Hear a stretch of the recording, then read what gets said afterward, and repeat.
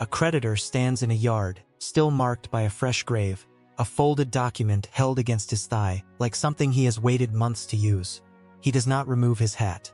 He tells the young woman in the doorway that she has no standing to renew her father's lease, that the note has already been in his possession for 18 months, bought quietly before the fever that killed her father ever showed itself. She says nothing about the timing. She only asks how long she has.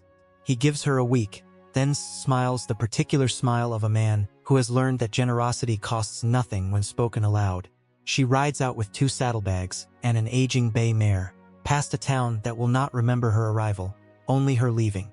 Weeks later, in a lamplit dining room, a freighter tells a story he clearly does not want to hold for long. 6 wagons, 18 people, gone up an old ridge road 20 years ago and never come down. The table laughs when he says it. She does not. That night, an old woman finds her outside a livery stable, materializing from the dark the way frost forms on glass. She says only that what was left up there was never lost, it was kept. Then she is gone before the words can be questioned. Before dawn, the young woman rides north alone, off the map the town still uses, up a trail no one has ridden since the wagons disappeared. What she finds at the top will not be wreckage. It will be a folded quilt, still sitting where someone set it down, a pair of small shoes tied and waiting, 6 wagons arranged not for defense but left open on one side, as though whoever placed them there expected someone to come back through that gap eventually. She dismounts at the edge of that opening and does not yet know that the answer to why her father never spoke of these mountains is waiting inside the second wagon, carved into the wood with a knife point. In a hand she will recognize the moment she sees it. What would you do if you rode a mountain trail no one had ridden in 20 years, followed a suggestion of ruts beneath new grass, climbed through timber so thick the sky showed only in slashes, then came out into a meadow where 6 covered wagons stood in a rough arc, as though the families who drove them had stepped away between one breath and the next, and simply never returned. Canvas sagged gray over bowed ribs. Wheels had sunk to their hubs in dark soil. But every crate, every kettle, every folded quilt still packed inside, still stacked, still waiting, the way a table is set for guests who are late but expected. That was the inheritance Willa Stratton rode up to claim in the high country above Sparrow Gap, Montana Territory, in the autumn of 1884, 23 years old, freshly stripped of every hand that had once steadied her, carrying nothing the world considered worth counting, except a name no one in that valley wanted to hear spoken twice. A rumor, a scrap of direction overheard in a hotel kitchen, the memory of a dead man who had kept his own counsel for 20 years. What she found on that ridge would crack the silence her father had carried to his grave, rewrite the history the valley had papered over, with laughter, bring a pink-faced creditor to his knees without a shot fired. But none of that would come easy. None of it would come free. None of it would come without a price cut from her own skin. Settle in. Ride slow with her a while. The cabin at Cutter Creek still smelled of him. 3 months gone, the fever finished, the body buried under the cottonwood where the creek bent south, yet every board held the scent of pipe smoke, lamp oil, the particular mustiness of a man who worked leather in winter by the stove. Willa stood in the doorway, with her saddlebags over one shoulder, looking at the room, the way a person looks at a word she has just been told she can no longer use. The clock on the mantel had stopped the morning he died. She had not wound it since. The hands stood at 6:15, the hour she had found him, still in the bed, with his eyes open, his mouth slightly parted, one hand resting on the quilt, as though he had reached for something. On the nightstand the glass of water, the tintype of Willa's mother, who had died, birthing her then changed his mind. Harlan Creed arrived before noon. He came in a buckboard with a driver, which told Willa everything she needed to know about the visit, before a single word was spoken. A man who drives himself comes to talk. A man who hires a driver comes to deliver terms. Creed stepped down from the seat, with the careful descent of a body that has grown wider than its legs were built to support. His waistcoat strained at the lowest button. His face carried the particular shade of pink that belongs to men who eat well in country where most people do not. He held a folded document against his thigh, the way a preacher holds a hymnal familiar, final. not open for discussion. He did not remove his hat. He did not offer condolence. He stood in the yard, with the cottonwood behind him, the fresh mound of her father's grave, visible over his left shoulder, a placement so perfectly terrible that Willa would remember it for years. The creditor framed by the debtor's dirt. The lease on Cutter Creek, he explained, had been held month to month under her father's signature. A woman of her age, unmarried, without male kin, without cosigner, had no standing under territorial statute to execute a renewal. The note, he added, reaching the part he had rehearsed, had not been held by the bank for some time. He had purchased it 18 months ago, before her father fell ill, at a figure he described as a kindness to the institution. The emphasis sat on the word kindness the way a thumb sits on a scale. Willa's hands hung at her sides. She felt the weight of the saddlebags pull at her shoulder, felt the strap cut a groove that would bruise by evening. She looked at the document folded against his thigh. She looked at the grave behind him. She did not ask why he had bought the note before her father was sick. She already understood. Creed had not come to collect a debt. He had come to finish a purchase he had started, before the fever made it convenient. The debt was the tool. The land was the object. Her voice when it came was so level it surprised her. "How long do I have?" Creed studied her. His eyes moved from her face, to the saddlebags, to the cabin behind her, performing a rapid arithmetic of what she owned, versus what she could carry. "End of the week," he said. He smiled without warmth, the smile of a man who has learned that generosity announced. "Allowed costs nothing. I am not unreasonable." Willa did not answer. She turned, walked into the cabin, set the saddlebags on the table, opened the clock case, removed the tintype of her mother, wrapped it in a handkerchief, placed it in the left bag. She moved through the 2 rooms with the efficiency of someone who has already rehearsed this departure in the small hours when sleep atspulper. When sleep would not come, the knife her father had made from a farrier's rasp, the whetstone in its wooden dish, a change of clothes, the leather pouch of coins, $11, the sum of her life savings, the quilt from her bed, rolled tight. She did not take the clock. She did not take the chair he had sat in. She left every large thing in its place, because every large thing now belonged to a man standing in her yard, with a document against his thigh, pink-faced, satisfied, already calculating what the creek-bottom acreage would bring when parceled. The mare was in the pasture below the cabin.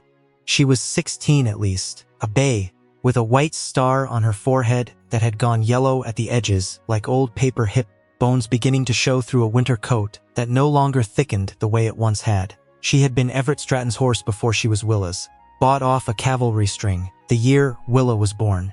The only piece of property Everett had named in his verbal will before witnesses at the general store, a fact that kept Creed from claiming her along with the rest.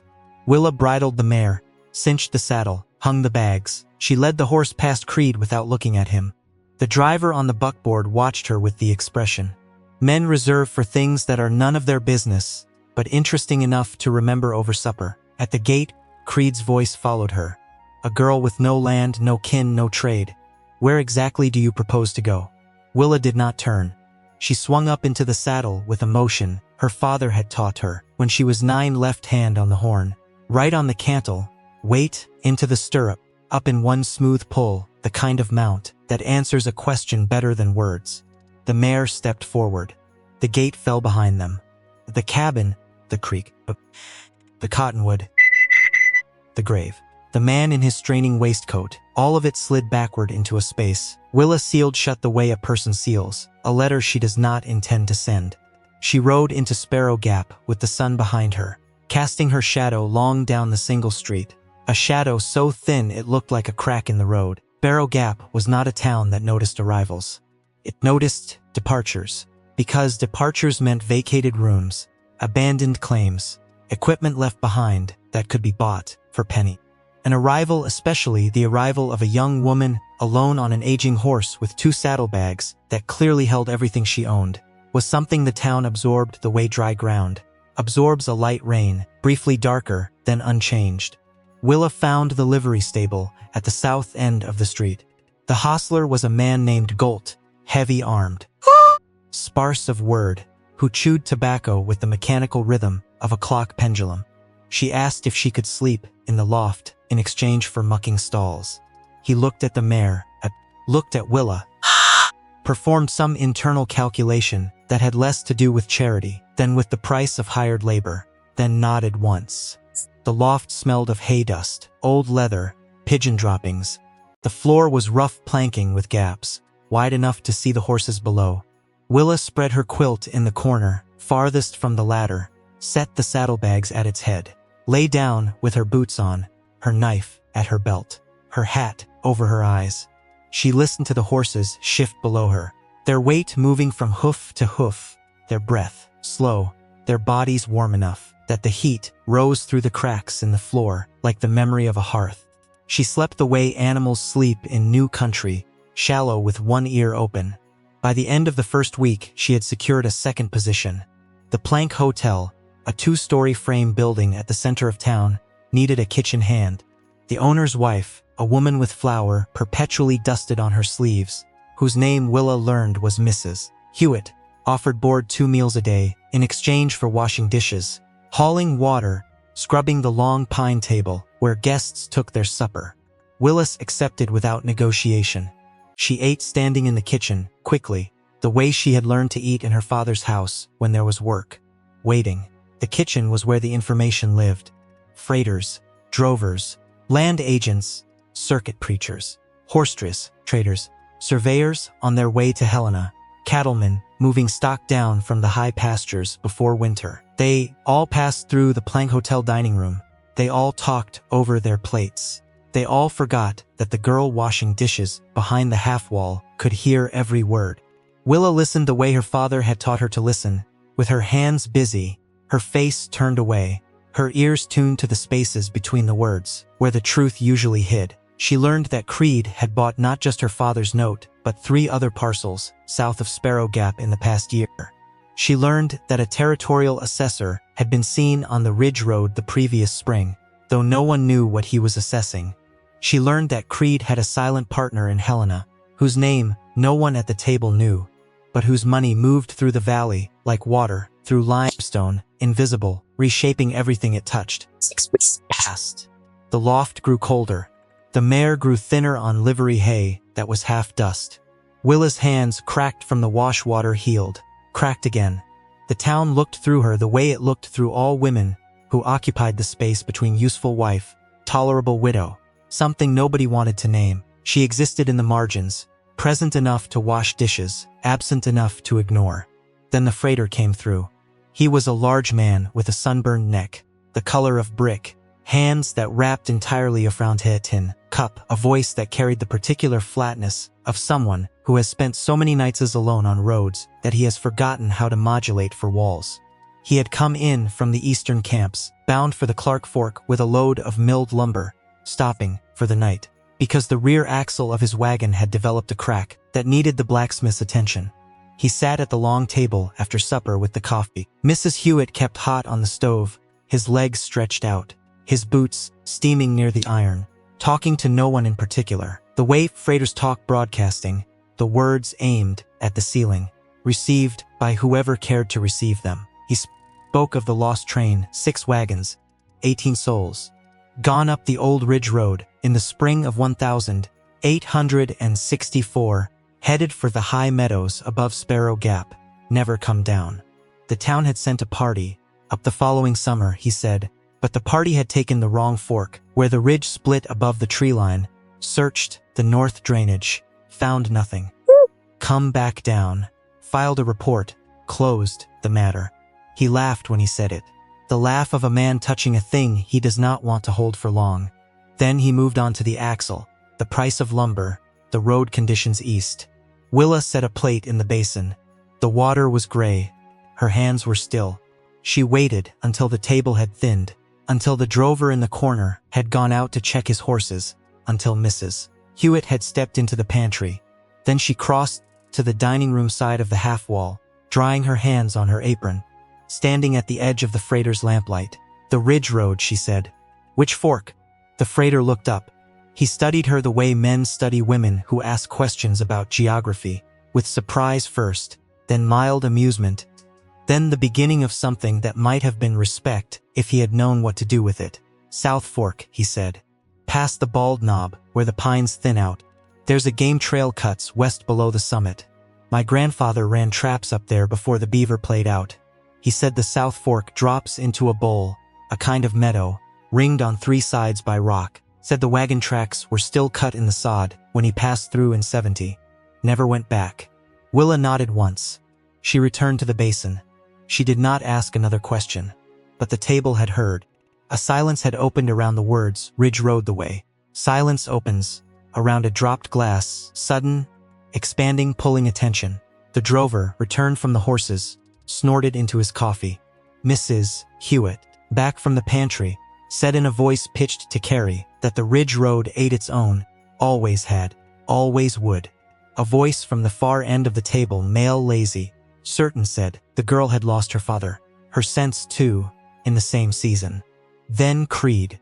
He had been at the far end, half hidden by the lamp's shadow, a plate of beef in front of him, a glass of whiskey at his elbow. Willa had not known he was there. He leaned forward into the light. The pink of his face deepened by the whiskey, by the warmth of the room, by something else, amusement perhaps, or the particular pleasure of watching a person confirm the opinion he had already formed of them. His voice carried the weight of a man who does not need to raise it. "Going up alone?" "Are you?" Willa met his eyes. "I am." He smiled. The smile did not reach past the corners of his mouth. "Then go. A girl on a foundered horse, the mountain will keep them both." He lifted his glass. "Save me the trouble of another eviction." The table laughed. Low, uncomfortable. The laughter of people who are relieved the target is someone other than themselves. Willa felt it cross the room the way a slap crosses a face, not the impact, but the heat that follows. She set the last plate in the rack, untied her apron, hung it on the hook behind the basin, walked out through the kitchen door into the street. The cold came through her coat, her hands shook. Not from fear. From the effort of keeping her mouth closed, around words that would have cost her. The only roof still willing to cover her. The only table still willing to feed her. She stood by the livery door, with her back against the frame, breathing the smell of horse, hay, frost, letting the shaking run its course, the way a river runs. After a dam breaks fast, messy, then done, that was where Phoebe Sill found her. Willa did not hear her approach. The old woman materialized from the dark, the way frost materializes on glass. One moment empty, the next present, as though she had been there all along waiting for someone to look. She was thin as a fence rail, wrapped in a shawl the color of cold ash, her face a map of creases, folded so deep they seemed carved rather than aged. She had lived in a soddy behind the churchyard, longer than anyone in Sparrow Gap could remember. Children were told not to stare at her. They stared anyway. She stopped in front of Willa. Her eyes were pale, the color of river ice, nearly colorless, catching the faint light from the livery window, like 2 pieces of wet stone. She looked up into Willa's face with an attention, so concentrated it felt like being read. "Child." The voice was dry, unhurried, pitched just above the wind. Willa waited. What they left up there was not lost. Phoebe held Willa's gaze. It was kept. "Mind which one you become." Then, she turned, moving without sound, without urgency, down the alley between the feed store, with its shuttered front, the white clapboard church, with its crooked steeple. She did not look back. She did not need to. The words had been delivered. What Willa did with them was Willa's business. Willa stood with the words inside her, turning them, unable to fit them to any door she knew. Not lost. Kept. Mind which one you become. The sentences sat in her chest like a compass needle that has found its bearing but cannot yet explain the direction. She went up the ladder to the loft. She lay on the quilt with her boots on. She did not sleep for a long time. She left before dawn. She did not tell Galt at the livery because she owed him nothing but labor already given. She did not tell Mrs. Hewitt because Mrs. Hewitt would have told her not to go, then told the dining room she had gone, which would have given Creed a clock to measure her absence by. She saddled the mare in the dark, hung the bags, filled her canteen from the trough, tucked 4 biscuits from the kitchen, taken the night before, wrapped in a cloth into her coat pocket. She led the mare down the street at a walk, past the shuttered storefronts, past the plank hotel with its dark windows, past the last building where the road bent south toward Cutter Creek. She did not go south. She turned the mare northwest, toward the ridge, toward the tree line that showed black against a sky, just beginning to separate itself from the earth. The road, if it could be called. A road began at a split-rail fence that had fallen on one side, the posts still standing but the rails lying in the grass, like the bones of something long dead. Beyond the fence, 2 ruts sank beneath new growth, visible only as slight depressions in the sod, the memory of wheels pressed into earth 20 years ago. The mare picked her way over a shelf of frost-cracked stone. Without being asked, Willa let her choose. This horse had been her father's before she was Willa's, had carried a kind of patience Willa had come to lean on the way other people leaned on prayer. The mare knew terrain, the way old horses know terrain by feel, by the shift of weight in her hooves, by the small calculations of footing that happen. Below the level of conscious thought, the timber closed around them. Ponderosa pine, Douglas fir, the occasional larch with its needles gone gold against the dark green. The trail narrowed to a suggestion, then less than a suggestion, then simply a place where the trees opened, just enough for a horse to pass single file. Willa ducked under low branches. She felt the bark scrape her hat brim. The smell of pine sap thickened until the air tasted of it, resinous, sharp, alive. They climbed through the morning. The sun never fully penetrated the canopy. Light came in shafts, narrow moving, falling on patches of moss that glowed briefly green, then went dark as the branches shifted. A jay called once from somewhere ahead. Nothing answered. The silence of high timber was not the silence of empty rooms. It was the silence of a space that was full of growth, decay, the slow chemistry of soil building itself from the bones of fallen trees. It was a silence that did not need filling. By midday, the trail steepened. The mare's breathing grew audible, a steady bellows rhythm, her nostrils widening with each exhale. Willa dismounted, loosened the cinch 1 notch, walked beside the horse with the reins over her arm. Her boots slipped on damp needles. She caught herself on a root, on a stone, on the rough bark of a fir trunk that left pitch on her palm. The pitch stuck to the reins, to her coat sleeve, to everything it touched, a small adhesive fact that would ride with her for days. In the last hour of light, they reached a shelf below the ridgeline. Willa made camp under a leaning cedar, whose trunk had grown at an angle that created a natural windbreak. She did not build a fire. She was not yet above the tree line, but she was close enough that smoke would be visible against the open sky. Above a signal she had no desire to send to anyone. She ate cold biscuit. She loosened the cinch fully, removed the saddle, set it upright against the cedar trunk. The mare shook herself, a long ripple from ear to tail, the release of a body freed from a burden it carries, without complaint, but does not forget, then lowered her head to the moss at the base of the tree. Above them, the stars came out hard, sharp, uncountable. At this altitude, the air was thin enough that the stars did not twinkle. They burned steady, white, each one a fixed point in a darkness so deep it had texture, like black cloth pulled taut. Willa lay on her back with her hat over her eyes, listening to the mare crop moss, to an owl hunting somewhere in the timber below, to the particular silence of a woman alone in high country, with nothing behind her worth returning to. She thought, not for the first time, that she had nothing left the world could take. The thought ought to have frightened her. It did not. It felt instead like the moment a rope goes slack, not freedom exactly, but the absence of the pull that had defined every day since the fever took her father. No debt, no door, no daily calculation of how to be small enough to fit the space the world allowed her. Just the mountain, the horse, the cold, the dark, the simple arithmetic of tomorrow up. She slept, woke once to a sound. She could not identify a branch falling, an animal moving, the mountain settling into its own weight.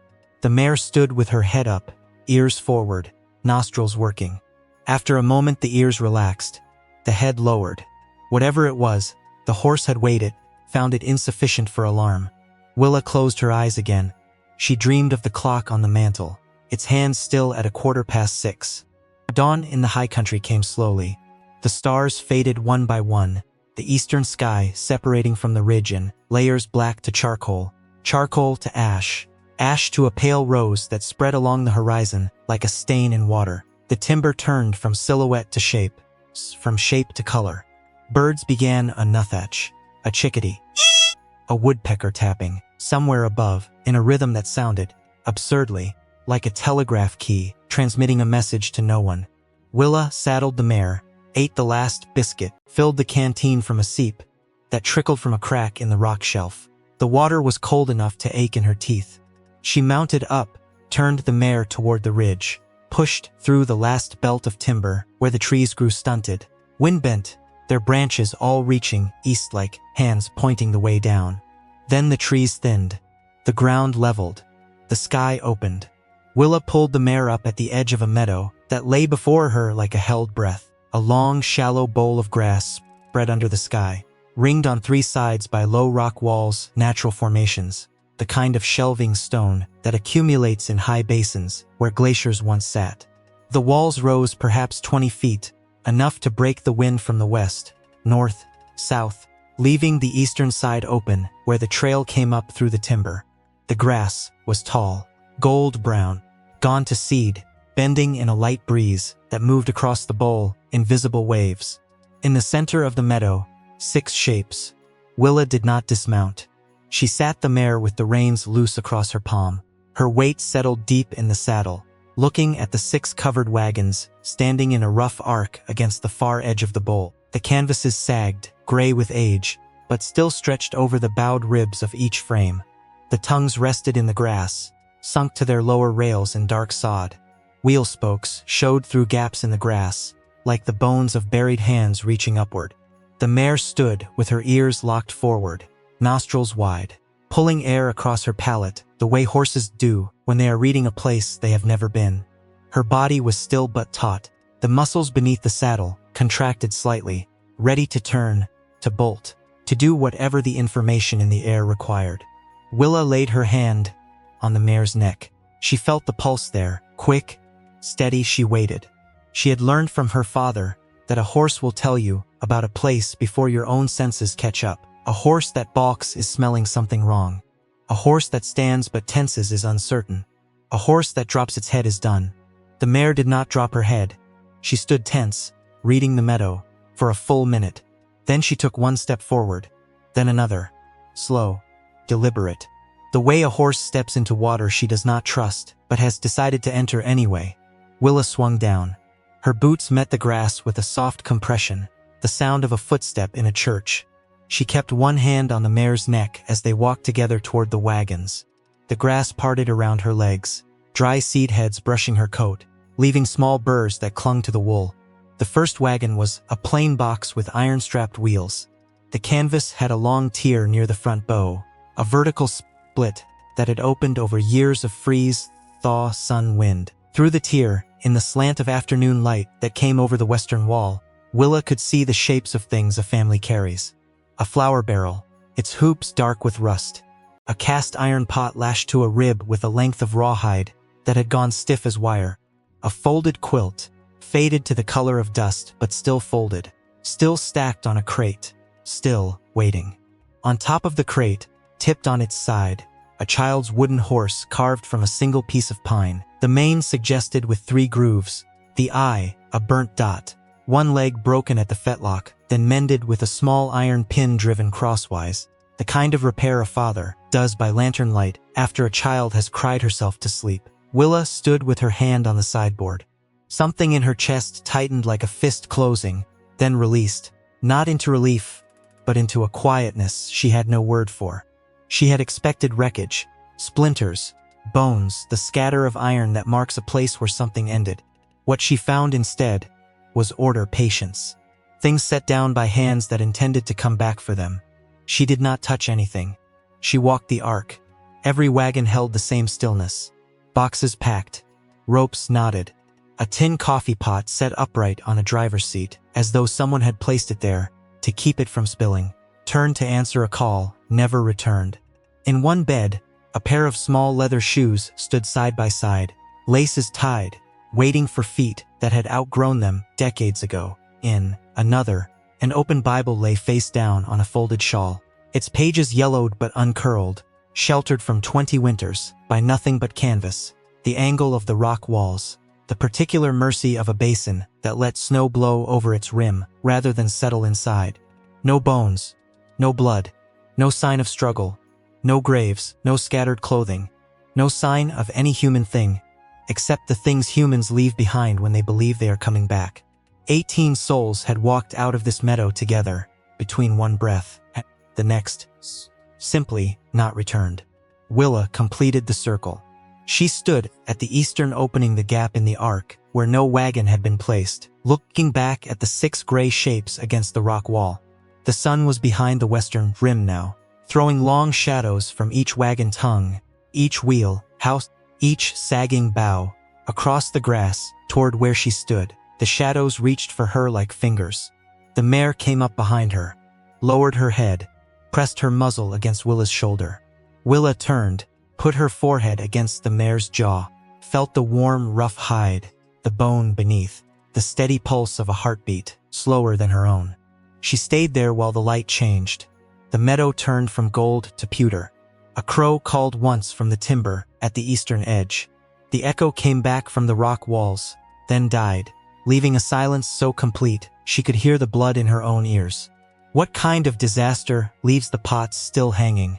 What kind of departure leaves the quilts still folded, the shoes still tied, the Bible still open to whatever verse had given comfort?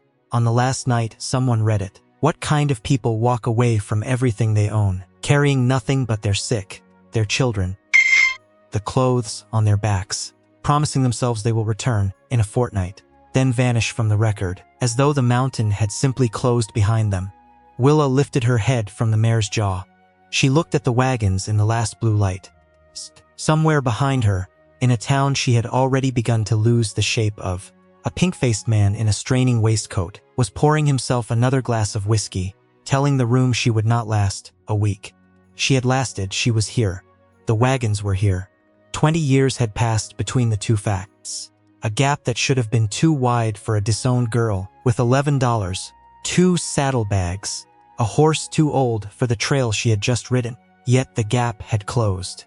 She stood in it now, the only human thing in a meadow of human things left behind, feeling something she could not name settle into the space. The world had stripped from her, not hope exactly, not purpose, but the sense that the emptiness inside her, the emptiness she had carried down from the cabin at Cutter Creek, down from the livery loft, through 6 weeks of wash water, laughter looking through, was not the end of her story, but the shape of a door she had not yet recognized.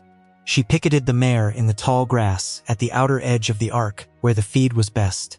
The ground sloped gently for drainage. The rock wall gave shelter from whatever wind came over the rim at night. She loosened the cinch, pulled the saddle, set it upright against a wagon wheel. The mare shook once. A full-body shudder that started at the withers, traveled through her frame like a wave through standing water, then settled. She lowered her head to the grass, with the contentment of a horse that has found, at the end of a hard climb, exactly what grass is supposed to taste like. Willa unrolled her quilt in the lee of the first wagon, close enough to reach out from where she lay, press her palm against the cold, spoked wheel. She did not build a fire. She was not ready to bring flame into this circle. Not yet. Fire was a declaration. I am here. I am staying. This place is mine. She had not earned that declaration. She had only arrived. She ate the last strip of dried venison from her saddlebag. She drank from her canteen. The water tasted of the tin, metallic, thin, the taste of things carried a long way. She watched the sky drain by degrees pewter to violet, violet to a blue, so deep it seemed solid. A blue she could have pressed her hand into, then the stars. They came, all at once, as though a curtain had been drawn back, so many, so bright that the wagons beneath them looked less abandoned than sleeping. The canvases glowed faintly in the starlight, pale as old linen. The wheel rims caught a thin line of light along their iron tires. The meadow filled with the small sounds of night, the mare cropping, an owl somewhere in the eastern timber, a stone shifting in the creek at the meadow's western edge where water ran thin over gravel, the ticks, settlings, small complaints of old wood releasing the day's warmth into the cold. Willa had expected the place to feel haunted. It did not, it felt held. It felt the way her father's front room had felt in the hour after he died, when the neighbors had not yet come, when the clock on the mantel had stopped, when the world had simply continued being the world.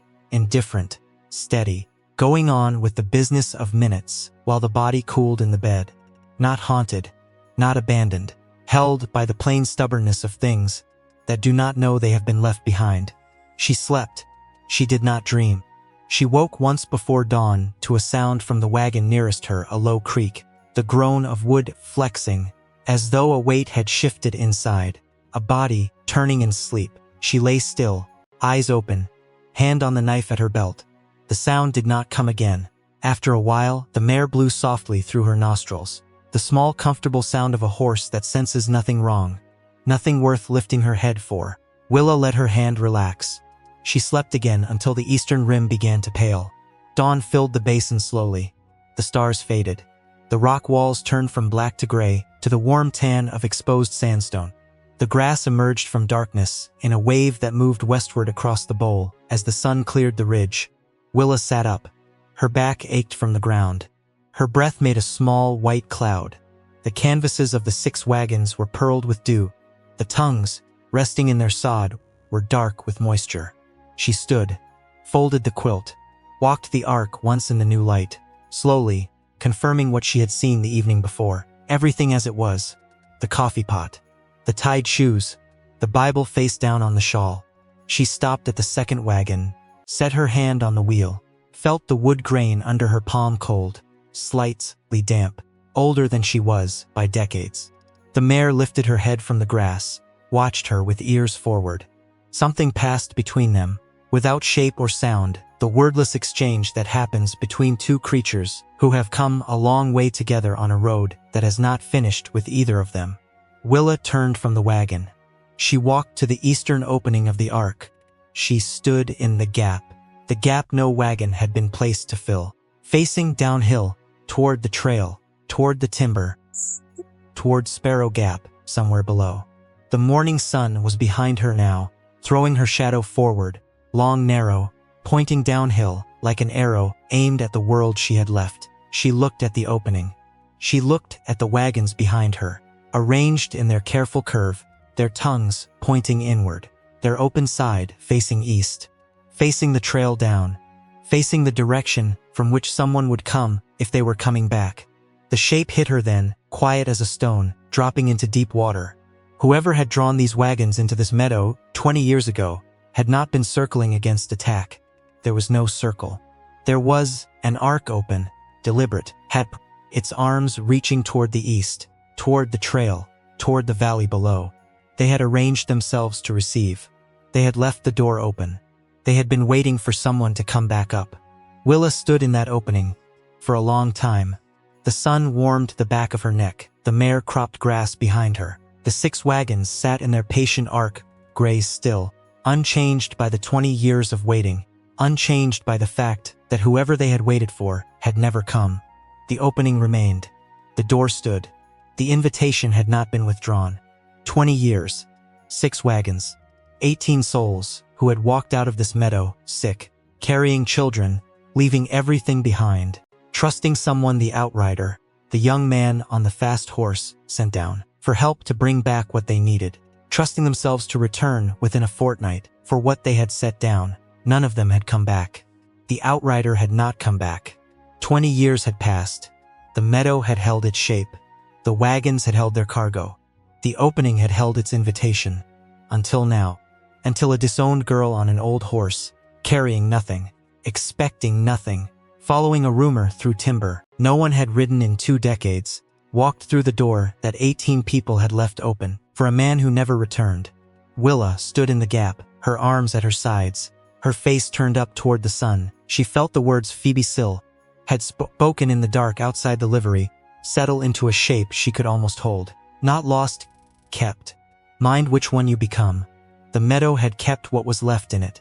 The question was whether Willa would be kept by it, trapped here, swallowed by the same mountain that had swallowed 18 names from the record, or whether she would be the one who kept it, who held the door, who carried down what needed carrying. She did not know yet. She knew only that she was standing in a threshold, 20 years wide, that the wagons behind her held the cargo of lives she had never met, that somewhere in those wagons in the ledgers, the letters, the carved initials, The knotted ropes lay the answer to why her father had never spoken of the ridge. Why he had taken a lease on a creek-bottom pasture, below a road he could not ride again. Why he had kept his own counsel for 20 years, until the fever took him to a silence, even deeper than the one he had chosen. She turned back toward the wagons. The dew was burning off the canvases now, small wisps of vapor, rising into the morning air like breath. The mare watched her from the picket, ears forward, waiting. Willa walked to the first wagon. She set her hand on the tailgate. She did not know yet what she would find inside.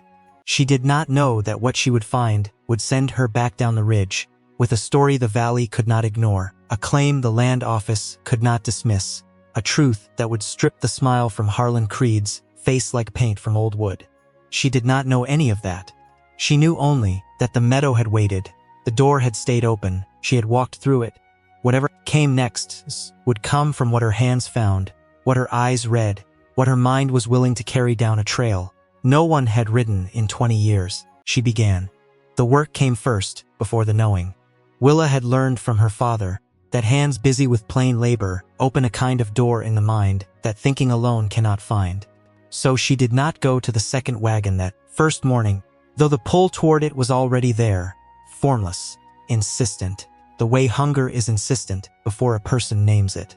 Instead, she went to the third wagon, where the tongue had sunk deepest into the sod, the wood black underneath, from 2 decades of ground contact, soft at the surface, but she hoped sound at the core. She cut 2 saplings at the meadow's edge, with the hatchet from her saddlebag. Lodgepole pine, straight as plumb lines, the bark tight, the wood beneath it, green enough to flex without snapping. She trimmed them with the knife her father had made, from the farrier's rasp, shaving the knots flush, squaring the ends so they would sit flat under a load. The blade held its edge. It always held its edge. Her father had taught her to sharpen on the whetstone, using the weight of the blade alone. No pressure, letting the steel find the stone, the way water finds the lowest ground. She set the props under the third wagon's tongue, 1 on each side, then eased the tongue up out of the sod an inch at a time, levering with a length of deadfall, braced against the front axle. The wood came free, with a wet sucking sound, trailing dark fibers of root that had grown into the grain. She scraped the blackened surface with the back of the knife, working in long strokes that peeled the rot away in damp curls. Beneath the black, the wood was pale, tight-grained, dry. She tapped it with her knuckle. The sun taps to back solid. The knock of seasoned oak that has weathered but not weakened. She let the air get at it, propped the tongue high enough that the breeze moving through the basin could reach the underside. She moved to the fourth wagon. The same procedure, cut, props, trim, set, leaf or scrape. Her shoulders burned by the time the fourth tongue came free. The muscles across her upper back, softened by 6 weeks of washwater work, protested the return to labor. They recognized the labor of heydays on the creek bottom lease, of fence posts driven with a maul, of firewood split in the yard while her father stacked. The mare watched from the picket.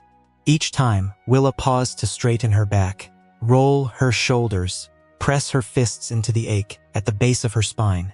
The mare's ears came forward, tracking her, attending to her movements with the quiet vigilance of a creature that has learned to read a person's body for signs of distress, the way a person reads weather. By mid-morning, Willa was sweating through her shirt despite the altitude chill. She walked to the creek at the meadow's western edge, knelt on flat stones, worn smooth by snowmelt, cupped the water in both hands. It was so cold it made her teeth ache, so clean it tasted of nothing but the granite it had crossed. No iron, no tin, no trace of anything human. She drank until her stomach cramped, then sat back on her heels, with the water dripping from her chin, looking back up the slope at the wagons from this new angle. She saw a thing she had not seen the day before. The half-circle was not a half-circle. It was an arc drawn to leave an opening toward the east, toward the way she had come, toward the trail down. She had noticed the gap from inside, standing in it, but from here, from below, with the morning light raking across the basin at a low angle, she could see the deliberateness of the geometry. The wagons were not scattered. They were placed. Each one angled slightly inward, its tongue pointing toward the center of the arc, its open side facing east. The spacing was even 3 horse lengths between each wagon, precise enough that she could have laid a rope from the first to the last without kinking it. Whoever had drawn these wagons up in this meadow had known what they were doing. They had not been circling against attack. They had been framing a space, leaving it open, waiting. She had felt this the evening before, standing in the gap. Now she could see it from the outside, confirmed by geometry, by the care of hands that understood the language of wagons, the way her father had understood it, the language of angle, spacing, shelter, the vocabulary of people who live by the arrangements they make with the ground. She sat on the stone a long time before she rose. In the afternoon she turned to the canvases. 3 of the 6 wagons had broken bows, the curved wooden ribs that held the canvas up in its characteristic arch. The brakes were clean, the wood having split along the grain over years of freeze-thaw, cycling, each crack widened by ice that formed in the heartwood during winter, melted in spring, refroze the following winter, a patient wedge that worked its fracture deeper, each year until the bow sagged, pulling the canvas down into the wagon bed, admitting rain, snow, the slow patient ruin of moisture on everything it touched. Willa could not replace the bows that required steamed ash bent on a form, a process beyond her tools, but she could prop them. She cut more saplings, shorter this time, forked at the top. She set each fork under a broken bow, lifting the canvas back into its arch, securing the base of the prop against the wagon side rail with lengths of rawhide. She cut from a coil hanging inside the first wagon. The rawhide was old, stiff, resistant to the knife, but it softened when she worked it between her palms. The oils in her skin rehydrating the dried fibers until they became pliable enough to wrap, not hold. The work was absorbing in a way that thought is not. Each problem presented itself: a broken bow, a sagging canvas, a tongue sunk in sod, required a specific solution, drawn from a specific set of materials available within arm's reach. There was no room in this kind of labor for the questions that circled at the edge of her mind, like crows at the edge of a field, waiting for an opening. Who were these people? Why did her father's mark appear on the second wagon? What had happened on this ridge 20 years ago that had driven 18 souls out of the meadow, left their belongings behind, erased them from the record? The questions could wait. The work could not. Rain would come. When it came, every canvas that sagged, every bow that drooped, every tongue that sat in wet sod would let the water in, accelerating a deterioration that 20 years of the basin's sheltering geometry had slowed but could not stop. Willa worked until the sun stood directly above the western rock wall, then worked past it, her shadow shortening, disappearing, lengthening again on the eastern side, the arc of the day's light marking the hours she gave to wood canvas, rawhide, the small patient repairs that her hands performed, while her mind circled, waited, prepared itself for what came next. She went to the second wagon in the late afternoon. It was smaller than the first, its box narrower, its bows tighter, set closer together, giving the canvas a steeper pitch that had shed snow more efficiently, which was why the fabric here was in better condition, stained, faded, but intact. Willa unlooped the leather thong from brass grommet at the front corner, the thong threaded through with a hitch her father had used on grain sacks. The knot came loose under her fingers with the familiarity of something her hands knew before her mind caught up. Inside, the light was the color of weak tea, filtered through canvas that had once been white, gone to a deep cream with age. A bedroll lay along one side, still rolled, still tied with cord. A carpet bag sat at its foot. On top of the carpet bag, folded once, lay a man's shirt of undied linen. The collar was frayed. The cuffs had been mended in small, even stitches. The stitches of someone who had been taught to sew, not as ornament but as maintenance. The practical needlework of a man who kept his clothes, because they were the only clothes he had. She did not lift the shirt. She let her eyes move slowly. A whetstone in a wooden dish smaller than hers, lighter colored, but housed the same way, in the same kind of shallow-turned dish.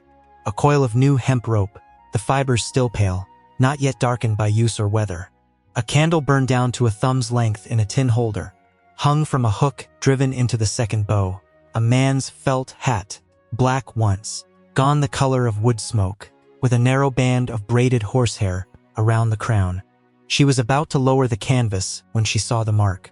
It was cut into the inner face of the sideboard, low, where a rider on the seat would rest his back, no higher than her knee when she crouched.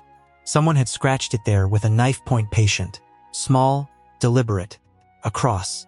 Beside the cross, 3 letters. Below the letters, a number. Willa went still. She read the letters again, then the number. Her breath left her softly, the way air leaves a bellows at the top of its stroke, not forced, but released. The letters were her father's initials. The number was the year she was born, 1861. She stayed crouched for a long time. The mare at the picket tore up a clump of grass, chewed it. The sound, small, green, absurdly ordinary, filled the silence, the way a single drop fills a cup that is already brimming. Her father had never spoken of the ridge. Everett Stratton had come to Sparrow Gap, from the east the year Willa was born, alone with 1 horse, no saddle to spare, no story to offer. He had taken the creek-bottom lease, kept his counsel, raised his daughter, wound the clock on the mantle every night, spoken of the weather, the hay, the mare's shoes, the price of flour at the general store, spoken of everything except the years before Willa existed. She had asked him once, when she was 12, sitting on the porch with her legs swinging above the ground, where he had been before. He had looked at her with the eyes of a man, measuring the distance between what a child needs to know, what a child can carry. "I was somewhere I could not go back to," he had said. Then he had risen from the chair, gone into the cabin, wound the clock. The clock had ticked. The conversation had closed. Willa did not touch the mark. She did not touch the shirt, the hat, the whetstone. She lowered the canvas back over the bow, slid the leather thong through the brass grommet, retied the hitch exactly as she had found it. She stood. She walked away from the wagon, out into the center of the meadow, stood there with her arms at her sides, while the sun cleared the western wall, struck the dew on the grass, turned it for 1 long minute into a field of small white fires that burned without heat, without smoke, without leaving any mark on the blades that held them. She did not go back to the second wagon that day. She had learned from her father that a thing seen requires time before it becomes a thing understood. What she had seen would not leave her. It could wait an hour. It could wait a day. It would tell her what it meant when she was ready to hear it, not before. Instead, she went back to work. She moved the mare's picket to fresh grass, rubbing the horse's forehead, while the mare leaned into her hand with the slow pressure of an animal that gives affection by weight rather than gesture. She tightened the canvas lashings on the wagon she had already propped. She gathered deadfall from the timber edge, breaking the branches over her knee into lengths, suitable for eventual fire. Not now, not yet, but soon. She stacked them under the lee side of the third wagon, where they would stay dry. The sun moved, the shadows turned. Willa sat on the tailgate of the first wagon with her canteen in her hand, drinking the tin-tasting water, looking at the arc of 6 gray shapes against the rock wall. Her father had been here.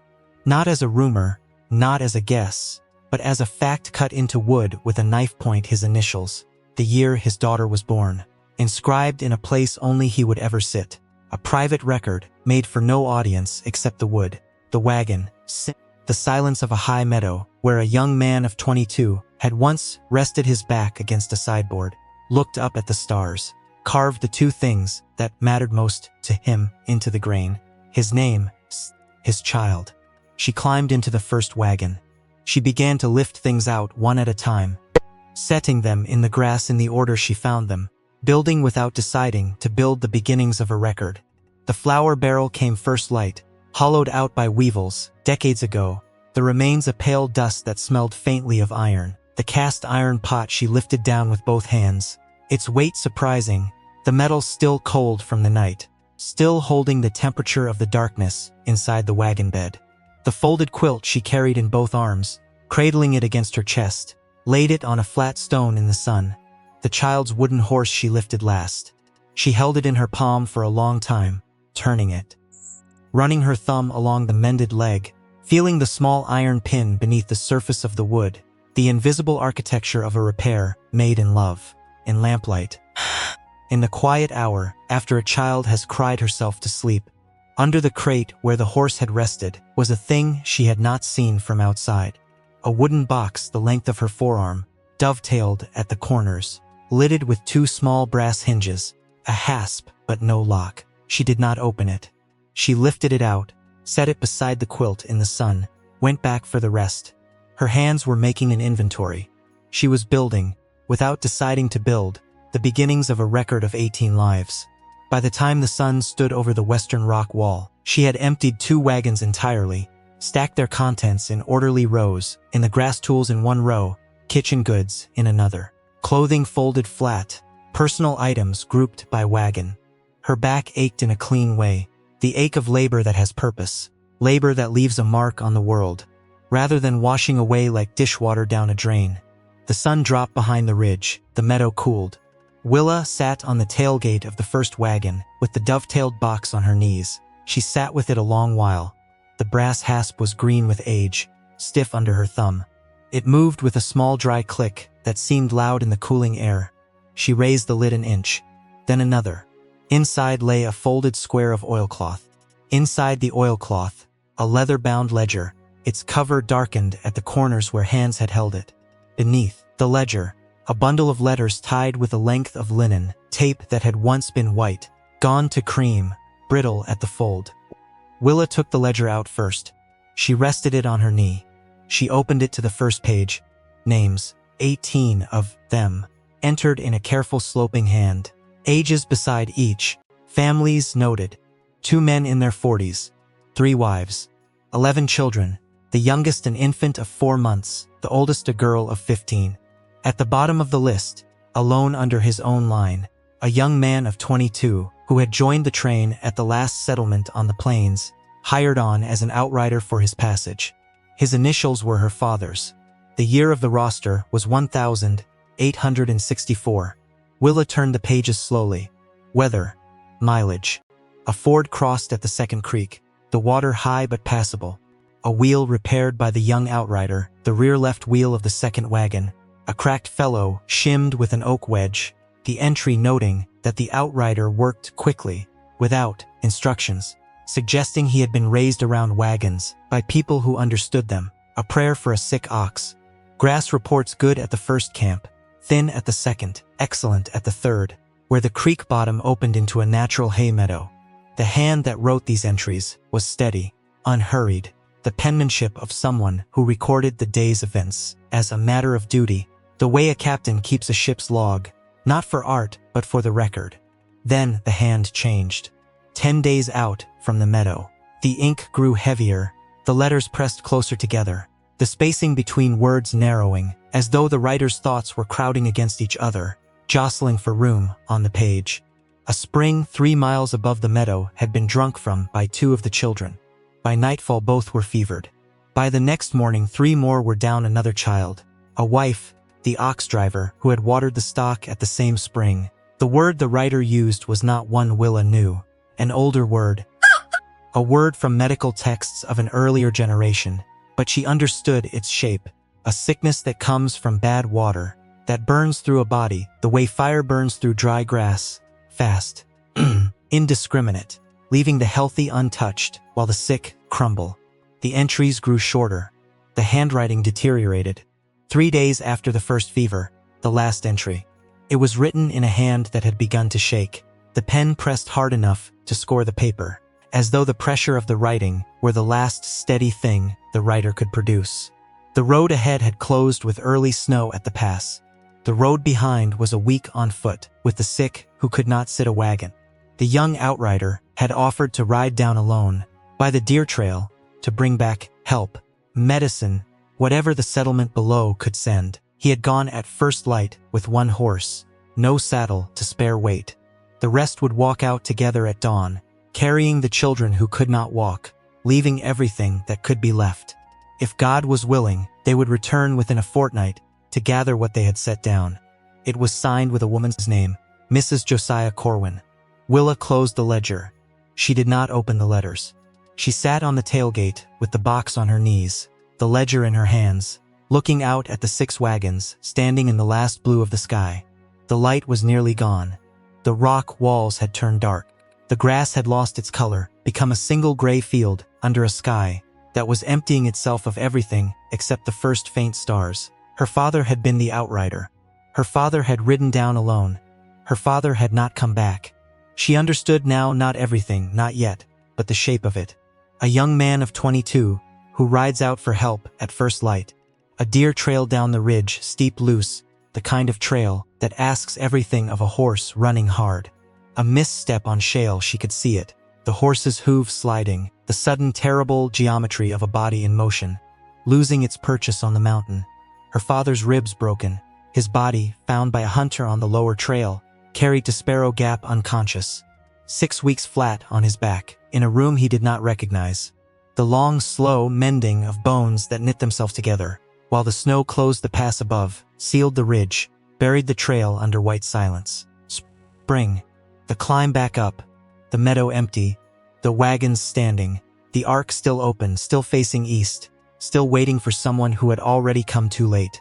She understood that a man who had ridden out for help, failed to return, climbed back up to find the people he was supposed to save. Already gone, not dead, not present, simply vanished from the meadow, as though the mountain had absorbed them, would carry that emptiness the rest of his life. Would keep his counsel, would take a lease on a creek-bottom pasture in a town below. A ridge road. He could not ride again, would raise a daughter, would wind a clock every night as though the mechanical act of keeping time could substitute for the time he had lost. Would say only when asked that he had been somewhere he could not go back to.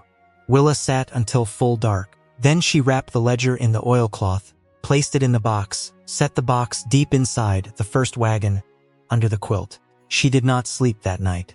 She sat with her back against the wagon wheel, her quilt around her shoulders, watching the stars turn over the basin in their slow ancient wheel, each one a fixed point in a darkness she had entered. Without knowing it, the darkness of her father's silence, the darkness of 18 names written in a ledger by a woman whose hand shook, the darkness of a meadow that held its cargo, the way grief holds what it cannot release. She went to the 5th wagon the next morning. She had saved it because it was the heaviest, its box deeper than the others, its wheels wider set, built to carry more weight over rougher ground. Inside, beneath a tarpaulin stiff with age, she found what the other wagons did not hold: tools. Not the tools of farming plows, harrows, seed drills, the tools of survey. A brass transit level, its glass cracked but its calibration still legible. A gunter's chain coiled in a canvas bag, the brass links tarnished green. A steel-tipped range pole, in 3 sections, the joints still tight. Plotting compasses. A set of drafting pens in a leather roll. A bundle of survey stakes, their points still sharp, their faces blank, waiting for the numbers that would assign to the wilderness, the human grid of section, township, range. Beneath the survey tools, rolled in an oilskin tube sealed with wax. At both ends, she found the map. She broke the wax carefully, working the knife point under the seal without cutting the oilskin. The tube opened with the smell of beeswax, old paper, the particular staleness of air that has been sealed in a space for 20 years. She drew out the map, unrolled it on the tailgate of the 5th wagon, weighted the corners with stones. The map was hand-drawn, precise, beautiful, in the way that technical drawing can be beautiful, when it is made by a hand that understands both the land it depicts, the mathematics that hold the depiction true. Contour lines traced the slopes of the ridge in fine ink. Section lines crossed at right angles, each intersection marked with a surveyor's notation. At the center of the map, a detailed rendering of the eastern slope of Broken Saddle Ridge, the slope that dropped away from Whetstone Meadow toward the valley, the slope Willa had climbed 2 days ago, without knowing what lay beneath the trees, the rock, the soil her horse had walked on. A thick line ran diagonally across the eastern slope, marked at intervals with the symbols she recognized from her father's copy of Dana's mineralogy. Text, the book he had kept on the shelf beside the Bible, the book he read by lamplight on winter nights. When the wind came down off the ridge, the only book in the house, Willa had never seen him open in front of company. The symbols marked a vein. The notations beside them read, silver-bearing quartz, width varying 2 to 4 feet, depth undetermined, surface samples, a saying here, a number she could not read, smudged by time or moisture, ounces per ton. The map was signed at the bottom, Josiah Corwin, licensed surveyor, territory of Montana. Dated autumn 1863. Willa sat back. She looked at the map. She looked at the survey tools. She looked at the fifth wagon with its heavier box, its wider wheels, its deeper bed. A wagon built not for a family moving west, but for a man carrying the equipment of his profession into country. He intended to measure, claim, develop. Josiah Corwin had not been a farmer looking for pasture. He had been a surveyor who had found silver on the ridge, returned the following spring with his wife, his children, his neighbors, the families who would form the nucleus of a mining settlement. The wagons were not a pioneer train. They were a company. She rolled the map carefully, slid it back into the oilskin tube, resealed the wax with a heated knife blade. She placed the tube inside her bedroll. She sat on the tailgate of the fifth wagon, with her hands on her knees, feeling the weight of what she now held, a dead man's survey, a silver vein, a claim that someone in the valley below, she was already certain, who would want badly enough to take, by whatever means the territory's laws, or the absence of laws, would permit. 3 days passed. Willa spent them in the meadow working. She propped the remaining tongues. She patched the worst of the canvas tiers, using sailmaker's stitches. Her father had taught her, the awl driven through the canvas, the wax thread pulled tight, each stitch locking the one before it, so that a tear in the thread at any single point would not unravel the whole seam. She extended the mare's picket, cutting a longer rope from the hemp coil, in the second wagon, her father's wagon, though she had not yet begun to think of it, that way splicing the new length onto her own, with a short splice that would hold under the strain of a horse, pulling against it in the night. She ate what she had, then what she could find. Trout from the creek, small, firm-fleshed, caught by hand in the shallows, where they rested behind stones, a method her father had shown her when she was 8. The trick being not to grab, but to slide the hand beneath the belly, let the fish settle onto the palm, then close the fingers in one smooth motion. She roasted them on a flat stone beside a fire. She built small, sheltered, smokeless, using only dry deadfall that had cured on the branch. On the third evening, with the last light draining from the sky behind the western wall, she heard the voice. It came from the eastern opening of the ark, low, broken, calling something she could not make out through the wind that had risen with nightfall. Semblance of moisture, of the particular metallic ozone scent that precedes a storm in high country. Willa froze with her hand on the canvas of the fourth wagon where she had been tying a lashing. The voice came again, a word that might have been help. She left the knot half-tied. She moved toward the sound. A man was on his knees in the grass, at the edge of the meadow, at the threshold of the opening, the same opening Willa had stood in 3 days ago, when the shape of the ark had first revealed itself. He had come up the trail she had ridden. He had fallen the last few yards. His coat was soaked through. His hat was gone. His lip was split, the blood black in the fading light. Beside him, I saw, half held under his arm, tucked against his ribs with the desperate grip of a man who will not release what he carries, even when his body has stopped cooperating, a boy of perhaps 7, wrapped in a wet blanket, shivering with the deep rhythmic shaking that comes, not from cold alone but from the body's core. The shaking, that means the cold has gotten past the skin, past the muscle, the step, into the place where warmth is made. The man lifted his face. He was not old. His eyes were the eyes of a man who had walked past the end of what he had, past the reserve that keeps the legs moving, past the will that keeps the arms locked, into the territory beyond the territory, where the body continues, on the last fumes of whatever fuel remains, fear, love, the knowledge that the child against his ribs will die if he stops. My wife. His voice was raw, scraped thin by wind, exertion, the effort of pushing 2 words through a throat that had spent its last moisture hours ago. Down the trail, leg broke on the shale. Willa did not answer with words. She put her arm under the boy, lifted him against her chest. The boy weighed nothing.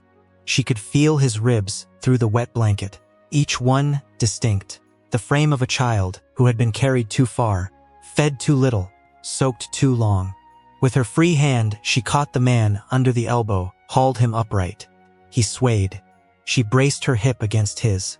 They walked together to the third wagon, where the mare stood in the lee, sheltered by the tongue Willa had propped the first morning. She set the boy inside on the folded quilt. She pulled the felt hat from the second wagon, her father's hat, the black one gone to wood smoke, placed it on the boy's wet head because it was the driest thing she had. The hat swallowed his head to the ears. His eyes, dark, glazed with exhaustion, looked up at her from under the brim with the trust of an animal that has been handled gently by a stranger, does not yet know why. She turned to the man. "How far?"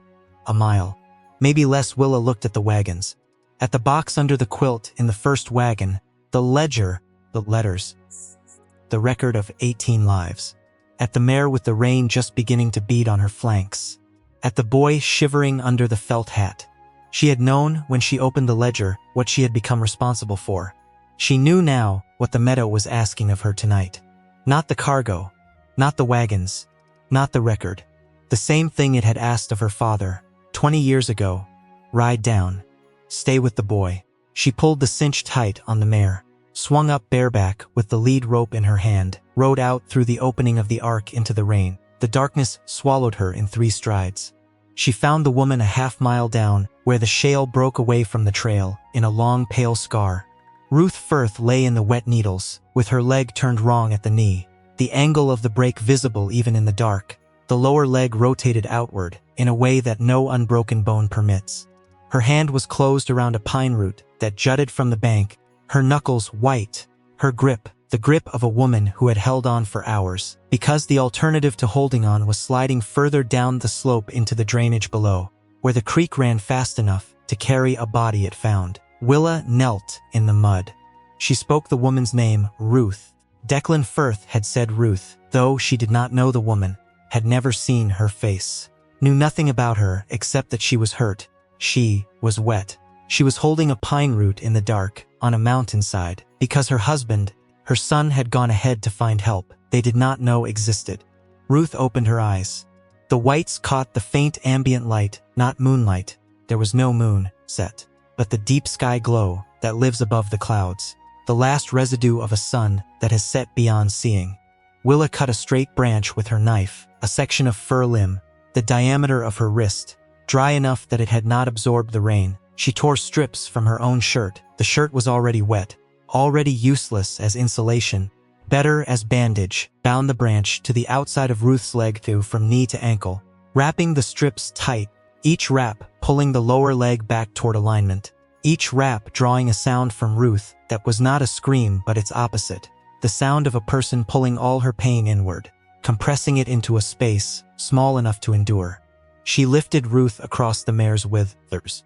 The woman weighed more than the boy, but less than Willa expected, a body thinned by travel, by the particular attrition of the frontier that files people down to their essential components.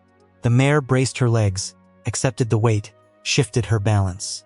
Willa took the lead rope, started up the trail on foot. The rain came harder. The trail became a creek. Water ran down the ruts in braided channels that found Willa's boots, filled them, turned each step into a small negotiation with mud. The mare's hooves slipped once on a section of wet shale, the same kind of shale that had broken Ruth's leg, the same kind of shale that had thrown Willa's father's horse 20 years ago, the right fore sliding sideways, the mare's weight shifting, her body tilting toward the downhill edge of the trail where the slope dropped away into the black. Willa threw her weight against the mare's shoulder, pressing the horse into the rock wall on the uphill side. The mare found her footing. They stood there for a moment, Willa's face against the mare's neck, Ruth's hand fisted in the mare's mane. The three of them braced against the mountain. The rain, the dark. Willa's right shoulder hit the rock wall as she braced. The edge of the stone caught her through the wet shirt, cut through cloth, skin, the thin layer of tissue beneath. The pain was sharp, immediate. Half hot then, it was not pain but information. The body's way of announcing that something had been opened. That was meant to stay closed. She felt the blood start, warm against the cold rain, running down her arm under the sleeve. She did not stop. She adjusted her grip on the lead rope, shifted her weight to her left side, continued uphill. The rock wall was her guide. Now she kept her right hand trailing along it, the stone scraping her knuckles, the texture of granite under her fingertips, telling her where the trail turned. where it widened, where the wall fell back to admit the opening of the meadow. The blood from her shoulder mixed with the rain, ran down her arm, dripped from her fingertips into the mud. She left a thin trail of herself on the mountain, paid in the same currency her father had paid 20 years before. Skin, bone, the willingness to keep moving, when the body has offered every reason to stop. They reached the meadow.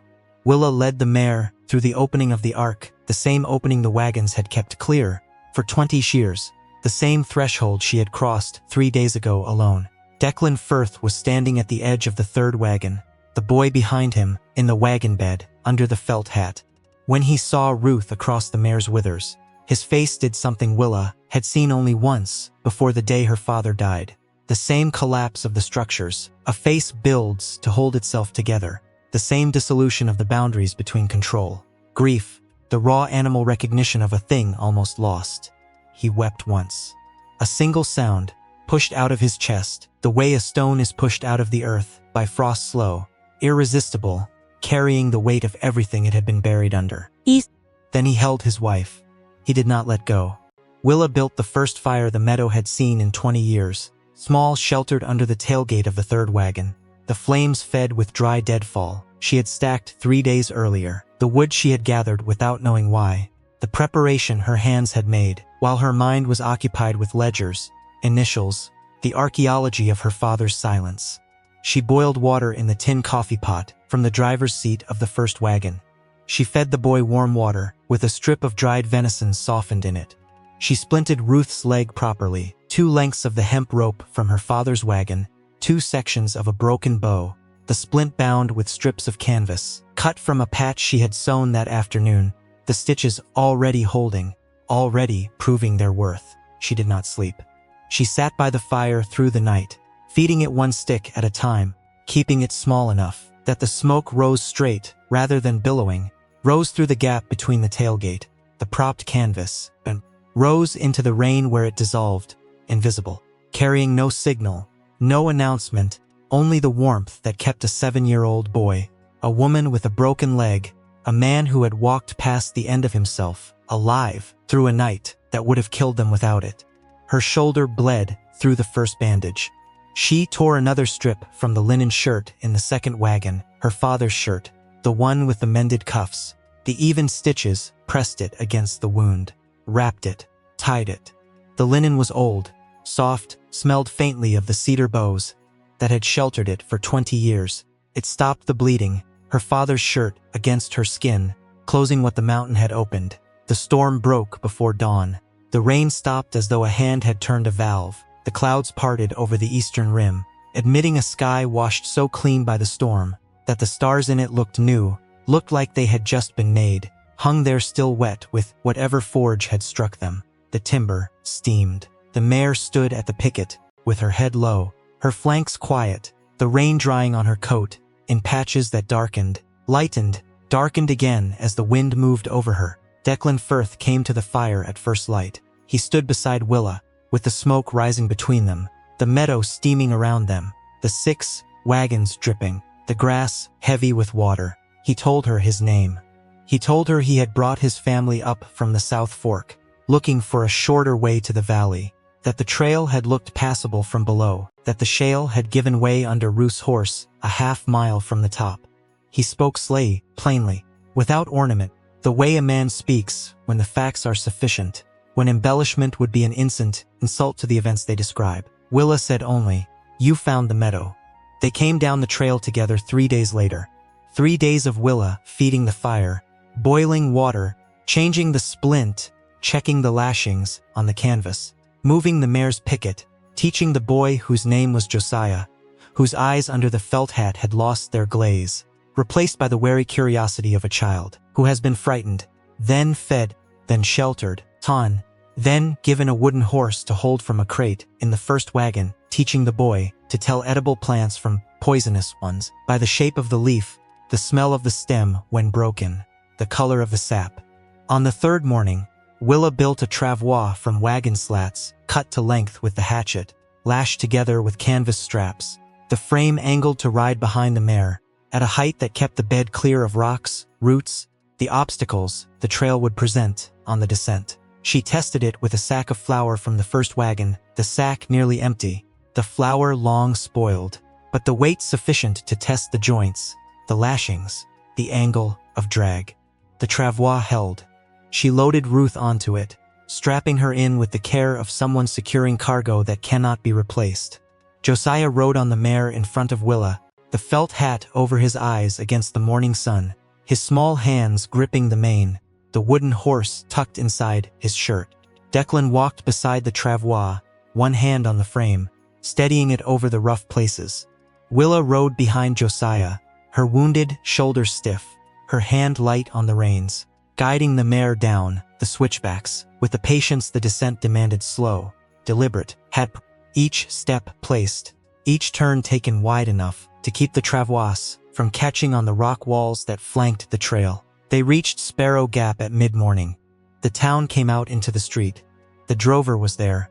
Mrs. Hewitt was there, her arms folded, her flour-dusted sleeves, white in the morning light. Behind them, at the door of the Plank Hotel, Harlan Creed in his waistcoat, his face the color it always was, but the expression on it had shifted, the confidence rearranged into something he could not quite control. The look of a man watching a calculation he believed was finished, produce a result he had not budgeted for. Willa did not look at him. She rode to the doctor's porch, lifted the boy down, carried him inside. Declan Firth told it at the long table, the way a man tells a thing he does not want to carry alone anymore. Plainly, without ornament, his split lip still scabbed over, his hands flat on the pine surface, as though he needed the wood to hold him steady. The dining room of the Plank Hotel had gone quiet before he finished his first sentence. By the time he reached the second, a girl who rode bareback into a rainstorm, down a shale trail in the dark. For a woman she had never met, the quiet had deepened into something else entirely. The drover who had snorted into his coffee, the night Willa asked about the Ridge Road, sat 3 chairs down, with his cup untouched, his eyes on the table. Mrs. Hewitt stood in the kitchen doorway, with her arms folded across her flour-dusted sleeves, her mouth, a thin line that might have been shame or admiration, or both pressed into a shape she could not separate. Declan spoke for 10 minutes. He described the travois built from wagon slats. He described his son, Josiah, wearing a black felt hat that swallowed his head to the ears, riding in front of a young woman whose shoulder was cut through her shirt from a rock ledge she had scraped against in the dark. He described his wife Ruth, lashed to the travois with canvas straps, her splinted legs straight as a fence rail, her hand gripping the mare's tail for the last quarter mile, where the trail smoothed enough to let the horse set the pace. He did not describe Willa's face when they reached Sparrow Gap. He did not need to. Half the town had been in the street that morning, drawn by the sound of hooves on packed earth, at an hour when no rider was expected, watching a procession that looked less like a rescue than a reckoning. The girl the valley had laughed out of the hotel kitchen, returning with 3 lives across her saddle, her back straight, her eyes fixed on the doctor's porch, her torn shirt dark with blood that had dried to the color of rust. She had not looked at Harlan Creed. That detail spread through the town faster than any other. She had ridden directly past the Plank Hotel, where he stood in the doorway in his waistcoat. His face, the color it always was, but the certainty had shifted, the way a compass needle shifts when the lodestone beneath it is moved. She had ridden past him, without turning her head, without slowing, without granting him the courtesy of a glance, which was worse than any word she could have spoken, because it told the street she had already forgotten he existed. Aldous Prentice arrived at the livery loft the following morning, while Willa was rewrapping the wound on her shoulder with a strip of clean linen Mrs. Hewitt had brought, silently, along with a jar of salve that smelled of beeswax, turpentine, sauce, the particular bitterness of yarrow root.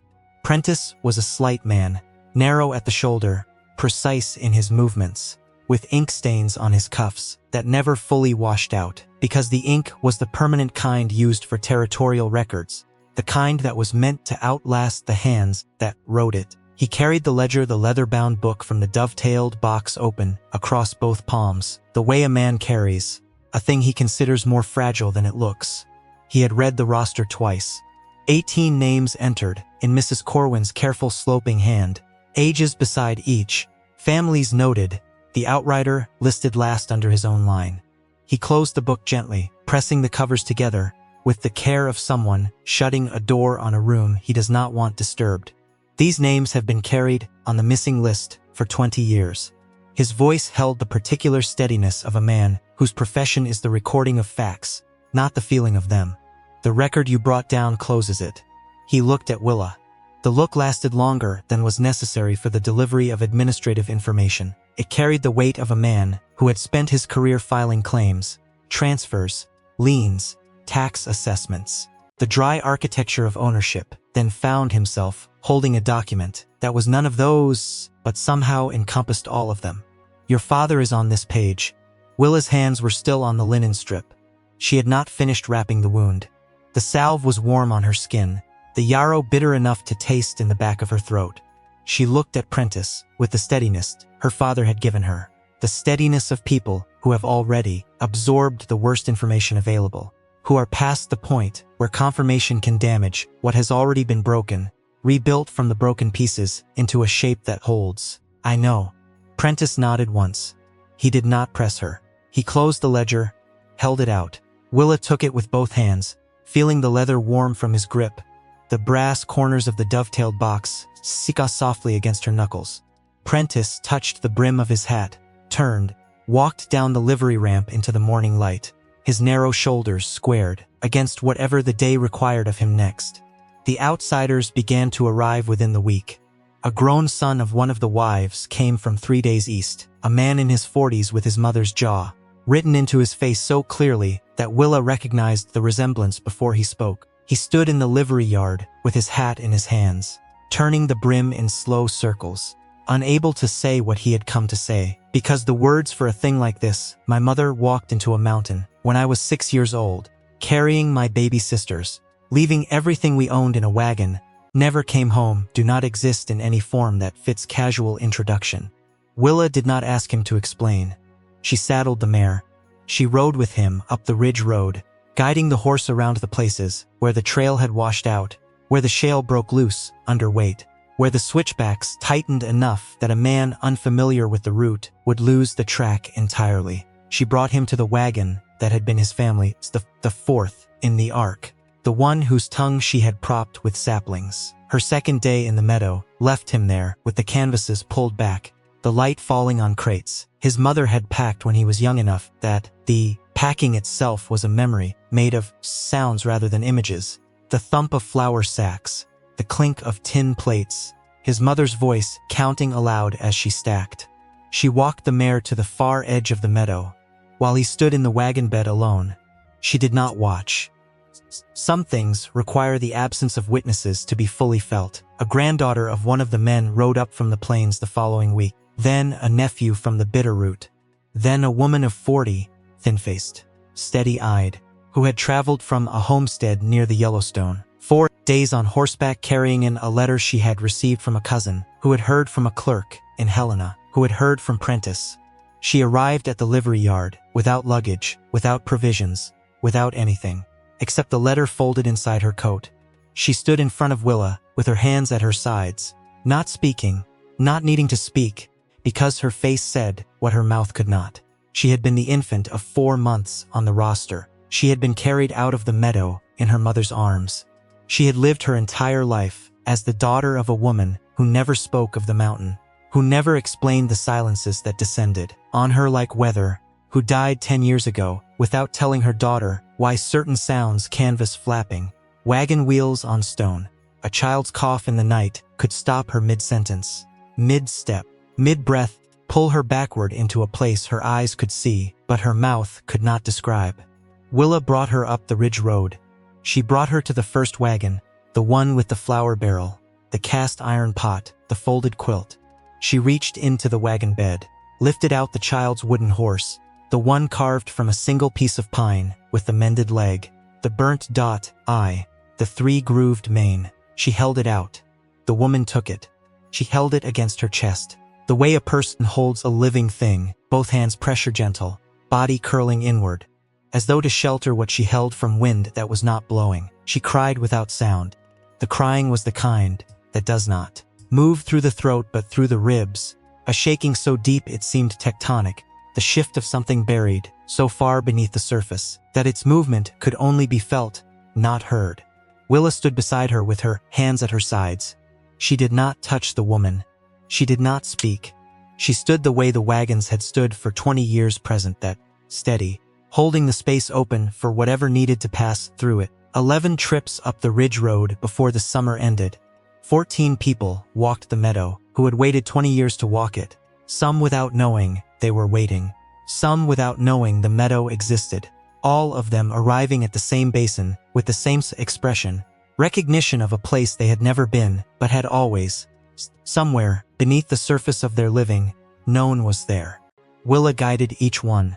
She learned nothing about them. She did not need to know. She pointed out the wagon that was theirs, pulled back the canvas, stepped away. She watered the mare at the creek while they stood inside the circles their families had drawn 20 years ago, touching the things their mothers had folded, their fathers had lashed, their grandparents had packed, with the particular care of people who believed they would unpack them again within a fortnight. It was on the 7th trip, mid-July, the meadow bright with lupine along the rock walls, that Willa noticed the survey stake. It stood at the southeastern corner of the basin, freshly driven, the wood raw, the top painted red. She knelt beside it. Cut into the face with a chisel were the initials H. C, a section number, a date, 3 weeks prior. She felt the blood leave her hands the way it leaves when the body recognizes a threat before the mind has named it. Harlan Creed came to the livery that evening. He did not send a representative. He came himself, which meant the matter was too important to trust to an intermediary, too delicate to put in writing, too ugly to conduct in daylight in front of witnesses. He arrived after the last lamp in the plank. The plank hotel had been turned down, his boots loud on the ramp, his breathing audible, the breathing of a heavy man who has walked uphill from the hotel with purpose sufficient to override his preference for being carried. He stood at the foot of the ladder to the loft. He did not climb. He spoke upward, his voice pitched low, the words aimed at the planking above him like stones thrown at a window. The meadow sits inside a grazing allotment I purchased from the Territorial Land Office in April. His tone carried the smooth weight of rehearsal.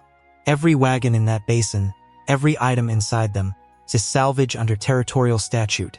Abandoned property on deeded range. The law is clear. Willa appeared at the top of the ladder. She had not been asleep.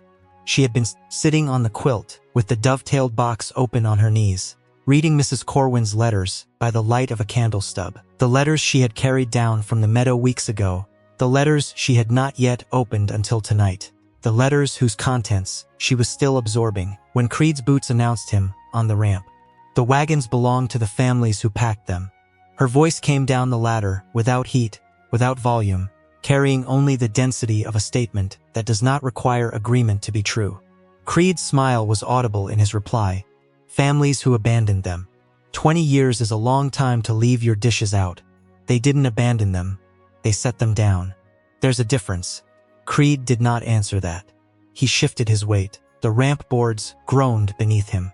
When he spoke again, the rehearsal had burned off, leaving something rawer underneath, something closer to the actual shape of what he wanted. The ledger. The survey documents. Whatever maps or claim papers you found in those wagons, they belong to the allotment holder. That's me. I'll need them delivered to my office by week's end. Willa looked down at him from the top of the ladder. The candle behind her threw her shadow forward, long, reaching down the ladder like a dark hand. She could see the top of his head, the hat, the scalp, showing through where the hair had thinned, the collar of his coat tight against a neck that had grown thicker with each year of eating well in country where others did not. No. The word dropped between them, like a stone into still water. Creed stood in its ripples for a moment, recalculating. Then he turned, walked down the ramp, his boots loud, then less loud, then gone. The silence he left behind had teeth in it. Willa climbed down from the loft before dawn. She took the survey map, the oilskin roll, from the 5th wagon. Corwin's hand-drawn chart, marking the silver vein on the eastern slope of Broken Saddle Ridge, wrapped it in her bedroll, carried it on horseback to Cutter Creek. The cabin was dark, abandoned since Creed had taken possession, the door hanging on one hinge, the windows empty of glass.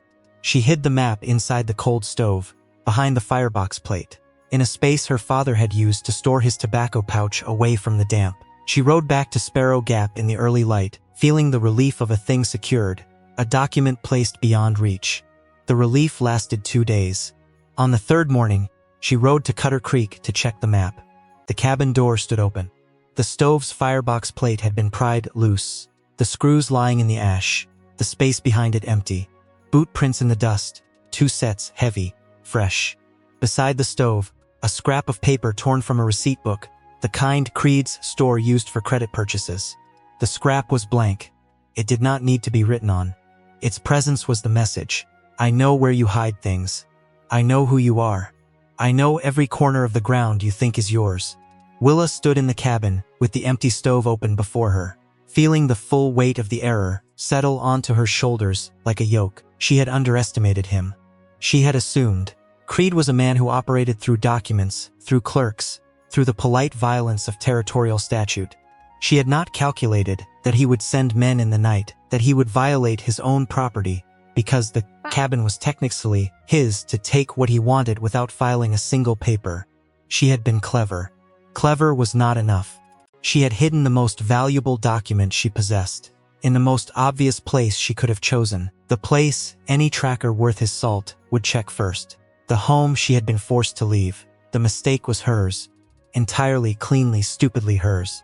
She had acted alone when she should have placed the map in Prentice's custody at the land office, filed it as part of the missing persons record, buried it inside the machinery of territorial bureaucracy, where Creed's hands could not reach without leaving marks that would follow him into a courtroom.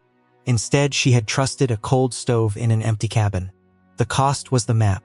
She rode back to Sparrow Gap with the taste of iron in her mouth, the taste of blood bitten from the inside of her cheek, the taste of a lesson her father had taught her by example, but never by words. A person alone can carry a great deal, but a person alone cannot guard what she carries while she sleeps. Creed filed the claim the following week. The document arrived at the Territorial Land Office in Helena by courier, a thick envelope sealed with wax, containing the survey map, Corwin's map, stolen from the stove along with a petition, asserting grazing allotment rights over Whetstone Meadow, mineral exploration rights over the eastern slope of Broken Saddle Ridge, salvage rights over all abandoned property within the allotment boundaries. The filing was thorough, professional, prepared by a lawyer in Helena, whose name appeared on the last page in copperplate script, a name that carried enough weight in territorial courts to make judges sit straighter when they read it. Prentice brought the news to the livery on a Tuesday. He held the copy of the filing in both hands, the same careful grip he had used for the ledger. Though his face now carried something the ledger had not required of it, the particular strain of a man whose profession demands neutrality while his conscience demands otherwise. He's claiming the Wagons as salvage, the Meadow as part of his allotment. Prentice's voice was level, professional, carrying the information without editorial. The mineral survey, he submitted it as evidence of an unworked claim on federal land adjacent to his allotment. He's petitioning for first right exploration. Willa took the document.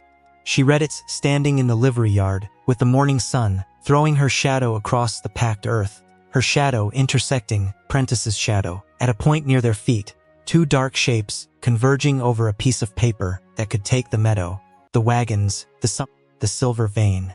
Everything the 20-year silence had preserved. Transfer it from the hands of the dead to the pockets of the living. From the families who had packed those wagons to a man who had never climbed the ridge, never stood in the basin, never touched the wheel of a wagon or the cover of a Bible left open on a folded shawl. When is the hearing? 3 weeks. Helena. Willa folded the document. She looked at Prentice. The letters, she said. Mrs. Corwin's letters in the dovetailed box. I haven't finished reading them. Prentice waited. There are things in those letters Creed doesn't know about. She went up to the loft. She opened the box. She lifted out the bundle of letters tied with the linen tape that had once been white, now yellowed, brittle at the edges, holding together by habit more than strength. She had read 3 of the 7 letters in the days since bringing them down from the Meadow. The first 3 were personal Mrs. Corwin to her sister, describing the journey west, the children's health, the quality of grass at each camp, the temperament of the oxen, the young outrider who repaired the wheel on the second wagon with a competence that suggested he had been raised around wagons by people who understood them. The fourth letter was different. It was not from Mrs. Corwin. It was from her husband, Josiah Corwin, the man whose survey tools Willa had found in the fifth wagon, whose hand-drawn map Creed now held. The letter was addressed to Mrs. Corwin, but written in the formal language of a man who knows his wife will need the document to serve a purpose beyond sentiment. It was dated the day before the wagon train departed from the last settlement on the plains. It was, in every legal sense that mattered, a declaration. Willa read it twice.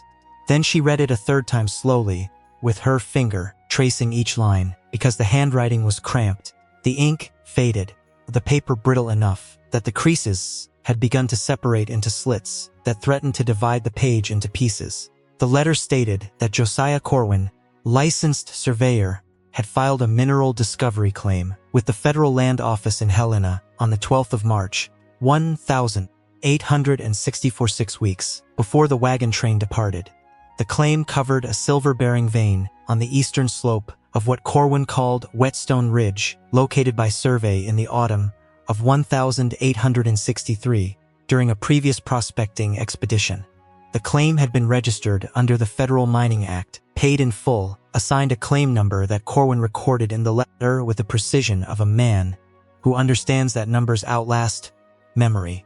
Federal mineral rights, not territorial, not subject to the grazing allotment Creed had purchased from the Territorial Land Office, not subject to salvage, not subject to anything except the Federal Registry in Helena, where the original filing sat in a drawer that no territorial petition could open, close, or override. Corwin had filed the claim before the wagons left. He had told his wife. He had put the proof in a letter.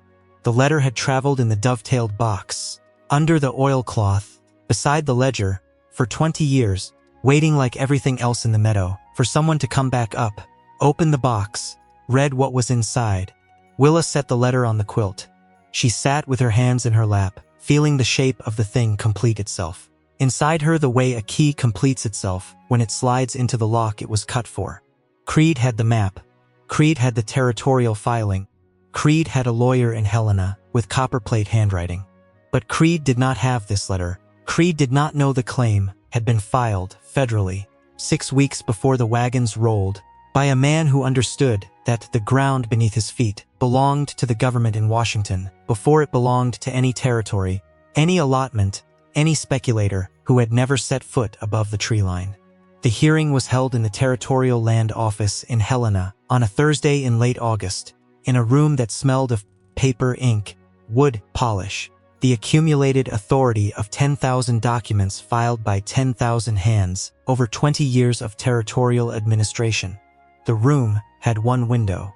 The light that came through it fell on a pine table where the adjudicator sat, a federal appointee, not territorial, which Prentice had requested on the grounds that the mineral claim predated the territorial allotment, with Creed's filing on his left, Willa's counterfiling on his right, a glass of water between them that neither party had touched. Creed sat on one side of the table with his Helena lawyer, a man whose suit cost more than everything Willa owned combined, whose posture communicated the calm of someone who has won enough proceedings to regard the current one as administrative rather than adversarial.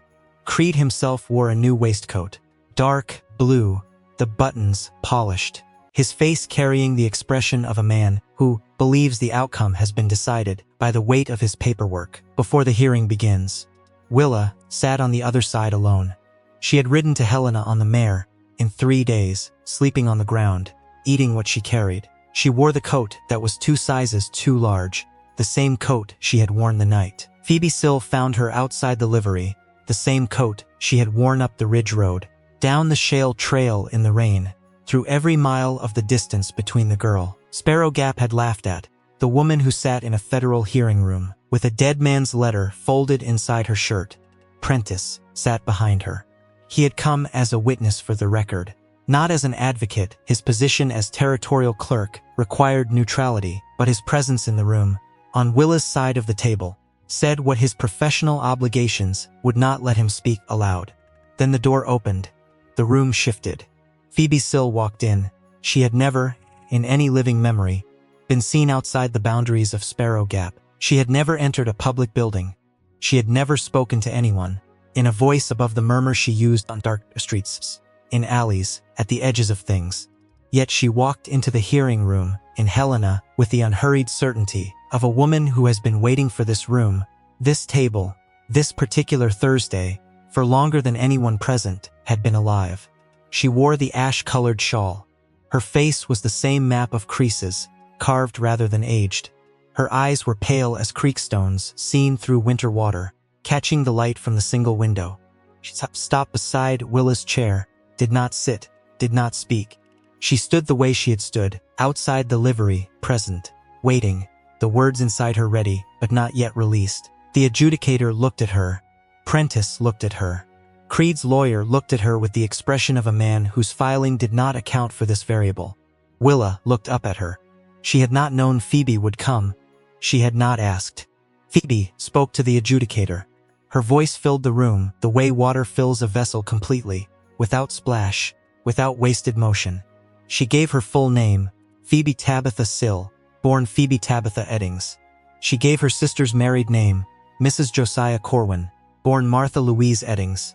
She stated that she had been present at the last settlement on the plains, in March of 1864, when her sister's husband filed the mineral claim in Helena by courier.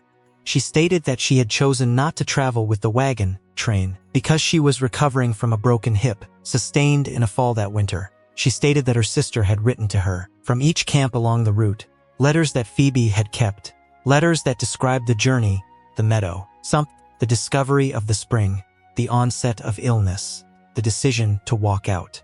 She stated that when the wagon train did not return, she had traveled alone to Sparrow Gap. The following year, taken up residence in the soddy, behind the churchyard, waited.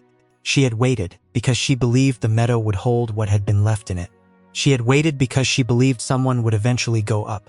She had told no one because she had learned, in 20 years of living at the edge of a town that preferred its mysteries unsolved, that telling people where to look is not the same as finding someone willing to climb. The room was silent. Creed's lawyer had stopped writing.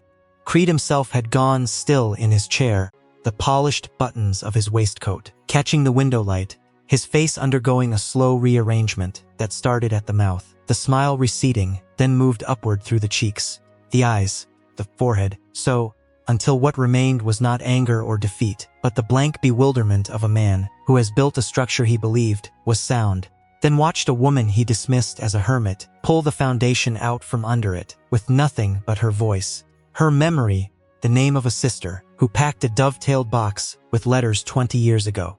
Willa stood. She unbuttoned her coat. She reached inside her shirt, withdrew the letter, Josiah Corwin's declaration, the one with the federal claim number, the date, the survey description, unfolded it on the table, beside Creed's filing, federal mineral claim. Her voice carried across the table. Filed March 12, count 1864-4. 6 weeks before the wagons departed. Registered at the Federal Land Office in Helena, under the Mining Act. Claim number on the page. The adjudicator picked up the letter. He read it once quickly, then again slowly, his finger moving beneath each line. He set it down. He opened a ledger of his own, a federal registry, thick, leather-bound, its pages dense, with entries in chronological order. He turned pages. He found the date. He found the entry. He looked up. The claim is on record. 4 words. 20 years of silence, broken by 4 words, spoken in a pine-paneled room in Helena, by a man whose job was to read what other men had written, verify that the numbers matched, confirm that the ground belonged to whoever had gotten there first with the proper paper. Josiah Corwin had gotten there first. The paper was proper. The claim was on record. Creed's lawyer spoke for the first time. His voice had lost the smooth weight it carried at the beginning of the hearing. He cited the territorial allotment. He cited the salvage statute. He cited the length of time the claim had gone unworked, the absence of the claimant, the lack of a designated heir on file. The adjudicator listened with the patience of a man who has heard these arguments before, from other lawyers, in other rooms, on behalf of other men who had purchased territorial paper, believing it superseded federal ink. The mineral rights were filed federally, the adjudicator said. The allotment covers surface grazing. It does not extend below ground. The salvage statute applies to abandoned personal property, not to registered claims. He paused. The claim is valid. The heirs of Josiah Corwin hold the mineral rights to the eastern slope.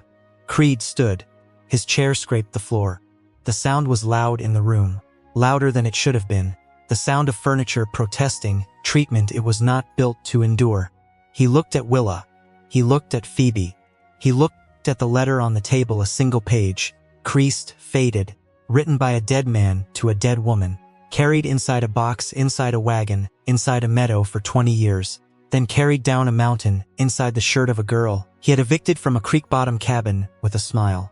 A folded document, the confident arithmetic of a man who believed he understood the value of everything in his line of sight. He walked out of the room without speaking.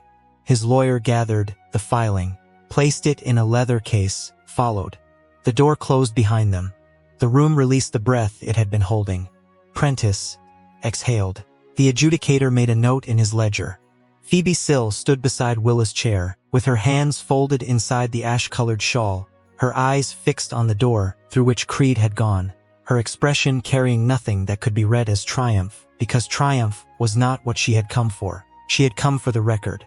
The record was closed. Willa rode back to Sparrow Gap with Phoebe on a mule. Prentice had borrowed from the Helena livery, the two of them traveling the road in silence for most of 3 days, stopping at the same springs, sleeping near the same fires, speaking only when the logistics of travel required it. Water here, shelter there. The mule favors its left front hoof on downhill grades. Watch the ford at the second creek, where the current runs faster than it looks. On the last evening, camped below the ridge, with Sparrow Gap's lights visible in the valley like scattered sparks, Phoebe spoke. She did not turn toward Willa.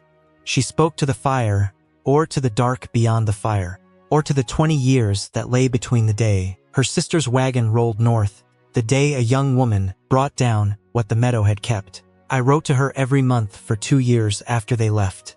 The letters came back. After that I stopped writing letters. I started writing to the mountain instead. In my head. Every morning. Like a prayer, except I was not praying to God. I was praying to the Meadow. I was asking it to hold. Willa watched the fire. The mare stood at the picket behind her, the mule beside the mare, both shapes dark against the stars. It held, Willa said. Phoebe nodded once. The fire popped. A log shifted, sending a column of sparks upward into the dark, where they mixed with the stars for a moment before going out. They did not speak again that night. Creed came to the hotel porch 3 days after Willa returned. She was tying the mare to the rail, her hands working the knot without looking, because the knot was the same one her father had taught her, the same one that had tied the canvas over the wagon bows in the meadow, a hitch that held under strain but released with a single pull. Creed stepped through the door. He did not meet her eyes. His waistcoat was the dark blue one from the hearing, but a button had come loose at the middle, dangling by a thread, giving his front the look of a facade with a crack in it, the lease on Cutter Creek. His voice was flat, emptied of rehearsal, emptied of the smooth weight that had characterized every previous exchange between them. It was never rightly closed. The county records show a procedural deficiency in the transfer. My lawyer has advised me to void the transaction. He held out a folded paper. Willa took it. She unfolded it. She read it. She refolded it. She put it inside her coat. She did not thank him. She did not need to. Gratitude was not what passed between them. What passed between them was the acknowledgement of a balance, corrected not by generosity, not by conscience, but by the quiet pressure of a town that had watched a girl ride up a mountain alone, bring down a record that closed 20 years of silence, save a family in a rainstorm, then sit across a federal table from the man who had evicted her, with nothing but a dead man's letter inside her shirt. The town had watched. The town had shifted. Creed had felt the ground move under his feet, the way a man feels. The ground move in an earthquake, not all at once, but in stages, each stage small enough to deny, until the cumulative displacement made standing in the old position impossible.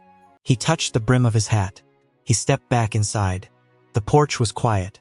Mrs. Hewitt came through the kitchen door with a cup of coffee. set it on the rail beside Willa's hand, without a word, went back inside. The coffee steamed in the evening air. Willa stood with her hand on the mare's neck, the folded paper inside her coat, the cup on the rail, the street, empty, the light going gold along the storefronts, turning the dust to amber, the glass to copper, the weathered boards of the plank hotel to something almost warm. She rebuilt the cabin at Cutter Creek in September, before the first frost. Not the same cabin, she tore the old one down to the foundation stones, salvaged what was sound, burned what was not. The new cabin was smaller. One room, a loft, a stone chimney she laid herself with creek rock, carried in a canvas sling, each stone chosen for its flatness, its weight, its willingness to sit true on a bed of mortar mixed from lime she had burned from limestone outcroppings above the creek. She hung the dovetailed box on the mantel beside the clock her father had wound every night of her life. She wound the clock. The hands moved past the 6:15, where they had stood since the morning he died, moved on into the next minute, the next hour. The ordinary passage of time resumed. The mare grazed the pasture below the window. She was older now, her star more yellow than white, her gait slower on the downhill stretches where the trail dropped steeply toward the creek. She did not go up the ridge road anymore. Willa did not ask her to. There are debts between a horse, a rider that pay themselves without invoices, without negotiation, without any currency, except the quiet mutual recognition that enough has been asked, enough has been given. The account is settled. The mineral rights, Willa, divided according to the roster. She sat with Prentice at the land office table over 3 afternoons, the ledger open between them, tracing each family's descendants through the records. Prentice had gathered from county offices, church rolls, military musters, the scattered paper trail of 18 lives that had dispersed across the territory like seeds from a broken pod. Each descendant received a proportional share of the Corwin claim, registered in their name at the federal office in Helena, witnessed by Prentice, notarized by a traveling justice who happened through Sparrow Gap in the last week of August, with ink still wet from a probate in Missoula. Willa took nothing for herself. Prentice questioned this once, carefully, in the language of a man who understands that the questions must be asked, even if the answer is already known. Her father's initials were on the roster. Her father had been the outrider. She had a legitimate claim to a share. Willa looked at him across the table. The ledger lay between them, open to the page where Everett Stratton's initials appeared at the bottom of the list, alone under his own line, the outrider who had joined at the last settlement, hired for his passage, the young man on the fast horse, sent down for help, who had broken his ribs on the shale, lain unconscious in a stranger's care for 6 weeks, climbed back up in the spring to find the meadow empty, then spent 20 years carrying the weight of 18 names he believed he had failed to save. My father went down the mountain to bring help. He didn't go to stake a claim. Her voice carried the same levelness it had carried in the livery, in the hearing room, in every exchange where the truth was simple enough to stand without scaffolding. The share isn't mine to take. Prentice nodded. He made the notation. The division was filed. The matter was closed. On an evening in late September, Willa walked up from the creek to the ridge on foot. She carried nothing. The trail was familiar now, every switchback, every loose shelf of shale, every place where the pines opened enough to see the valley below, but she walked it differently than she had ridden it in the spring. She walked it the way a person walks through a house she has lived in long enough to navigate in the dark, without thought, without the need to see where her feet are going, because her feet already know. The meadow opened before her in the golden hour. The grass was tall, gone to seed, the seed heads catching the low light like a field of small flames. 5 of the 6 wagons stood empty, their canvases mended with patches Willa had cut from salvaged material, their tongues propped on blocks of wood she had split, shaped, fitted during the weeks she had spent in the basin before the descendants began to arrive. The 6th wagon she had left untouched, canvases down, cargo inside, at the request of a family from the Bitterroot, who intended to come one last time in the spring to collect what remained, to close their own circle in their own way. Phoebe Sill stood at the edge of the timber where Willa had asked her to wait, wrapped in her ash-colored shawl, her thin frame barely distinguishable from the trunks of the pines behind her. She had come up the trail at her own pace, arriving an hour after Willa, unhurried, unannounced, present in the way she was always present, at the edge of things, watching, waiting, for the moment when the center and this hair need her. Willa walked to the eastern opening of the arc. She stood in the gap, the same gap she had stood in on her first morning. In the meadow, the gap no wagon had been placed to fill, the door left open for someone who never came back. The evening light fell through the gap from behind her, throwing her shadow forward across the grass, toward the wagons, the same shadow that had pointed downhill on that first morning, now pointing inward, toward the center of the arc, toward the place where the wagons had waited. She understood the whole shape of the thing. The arc left open, the cargo preserved, the door held. 20 years of silence, that was not silence at all, but a kind of speech, the speech of objects that remain in place when the people who place them are gone, the speech of quilts that stay folded, shoes that stay tied, a wooden horse that keeps its mended leg, a ledger that keeps its names, a box that keeps its letters, a meadow that holds its stillness year after year until someone walks through the opening the wagons left for them. What they had left up there was not lost. It was kept. She had not become what Creed wanted her to become, the girl who broke under eviction, who disappeared into the margin bins, who accepted the arithmetic of a world that measured worth by the paper a person could sign, the land a person could hold, the name a person could put on a filing. She had not become the mountain's next casualty, the next name on the missing list, the next story told over coffee at the long table with a laugh that covered fear.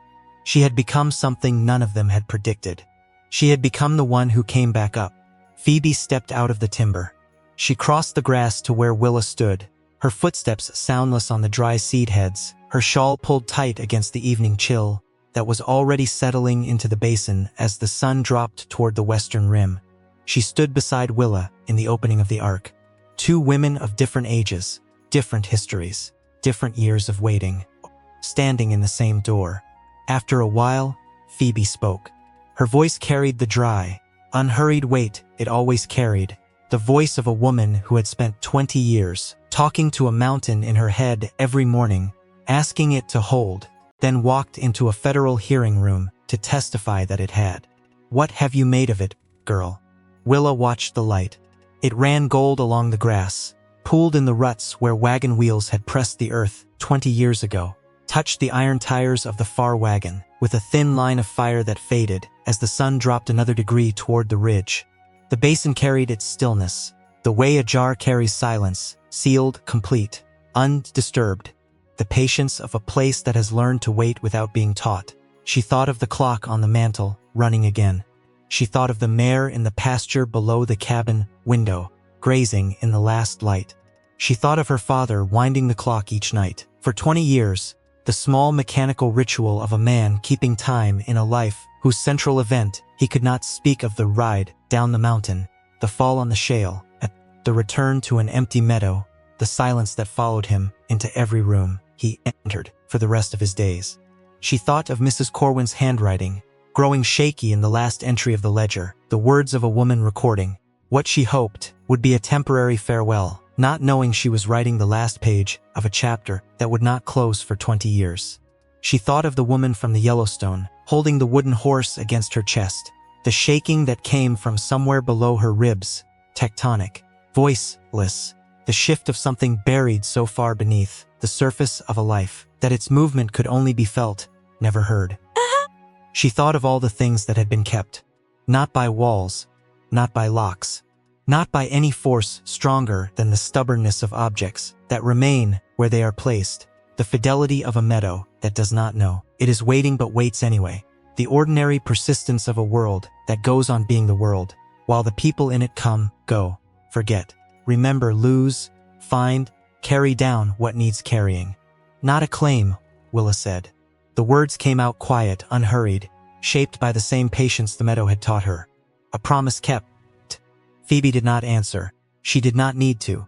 She stood beside Willa in the opening of the arc, two women in the last gold light, looking out at 6 wagons, standing in a meadow that had held what was left in it for 20 years, until someone walked through the door, picked it up, carried it down the mountain, gave it back to the people it belonged to, then returned to stand in the opening, one more time, not to claim, not to close, but to honor the keeping itself, the plain stubborn fact of things that wait. The light faded, the wagons darkened, the stars came out over the basin one by one, then all at once, the way they always did at this altitude, sudden bright, too many to count, each one a fixed point in a darkness that was not empty but full of held things, kept things, the quiet cargo of lives that had passed through this meadow, leaving behind what they could not carry, trusting the ground to hold it, trusting the silence to keep it, trusting, without knowing, they were trusting that someone would come. Someone had.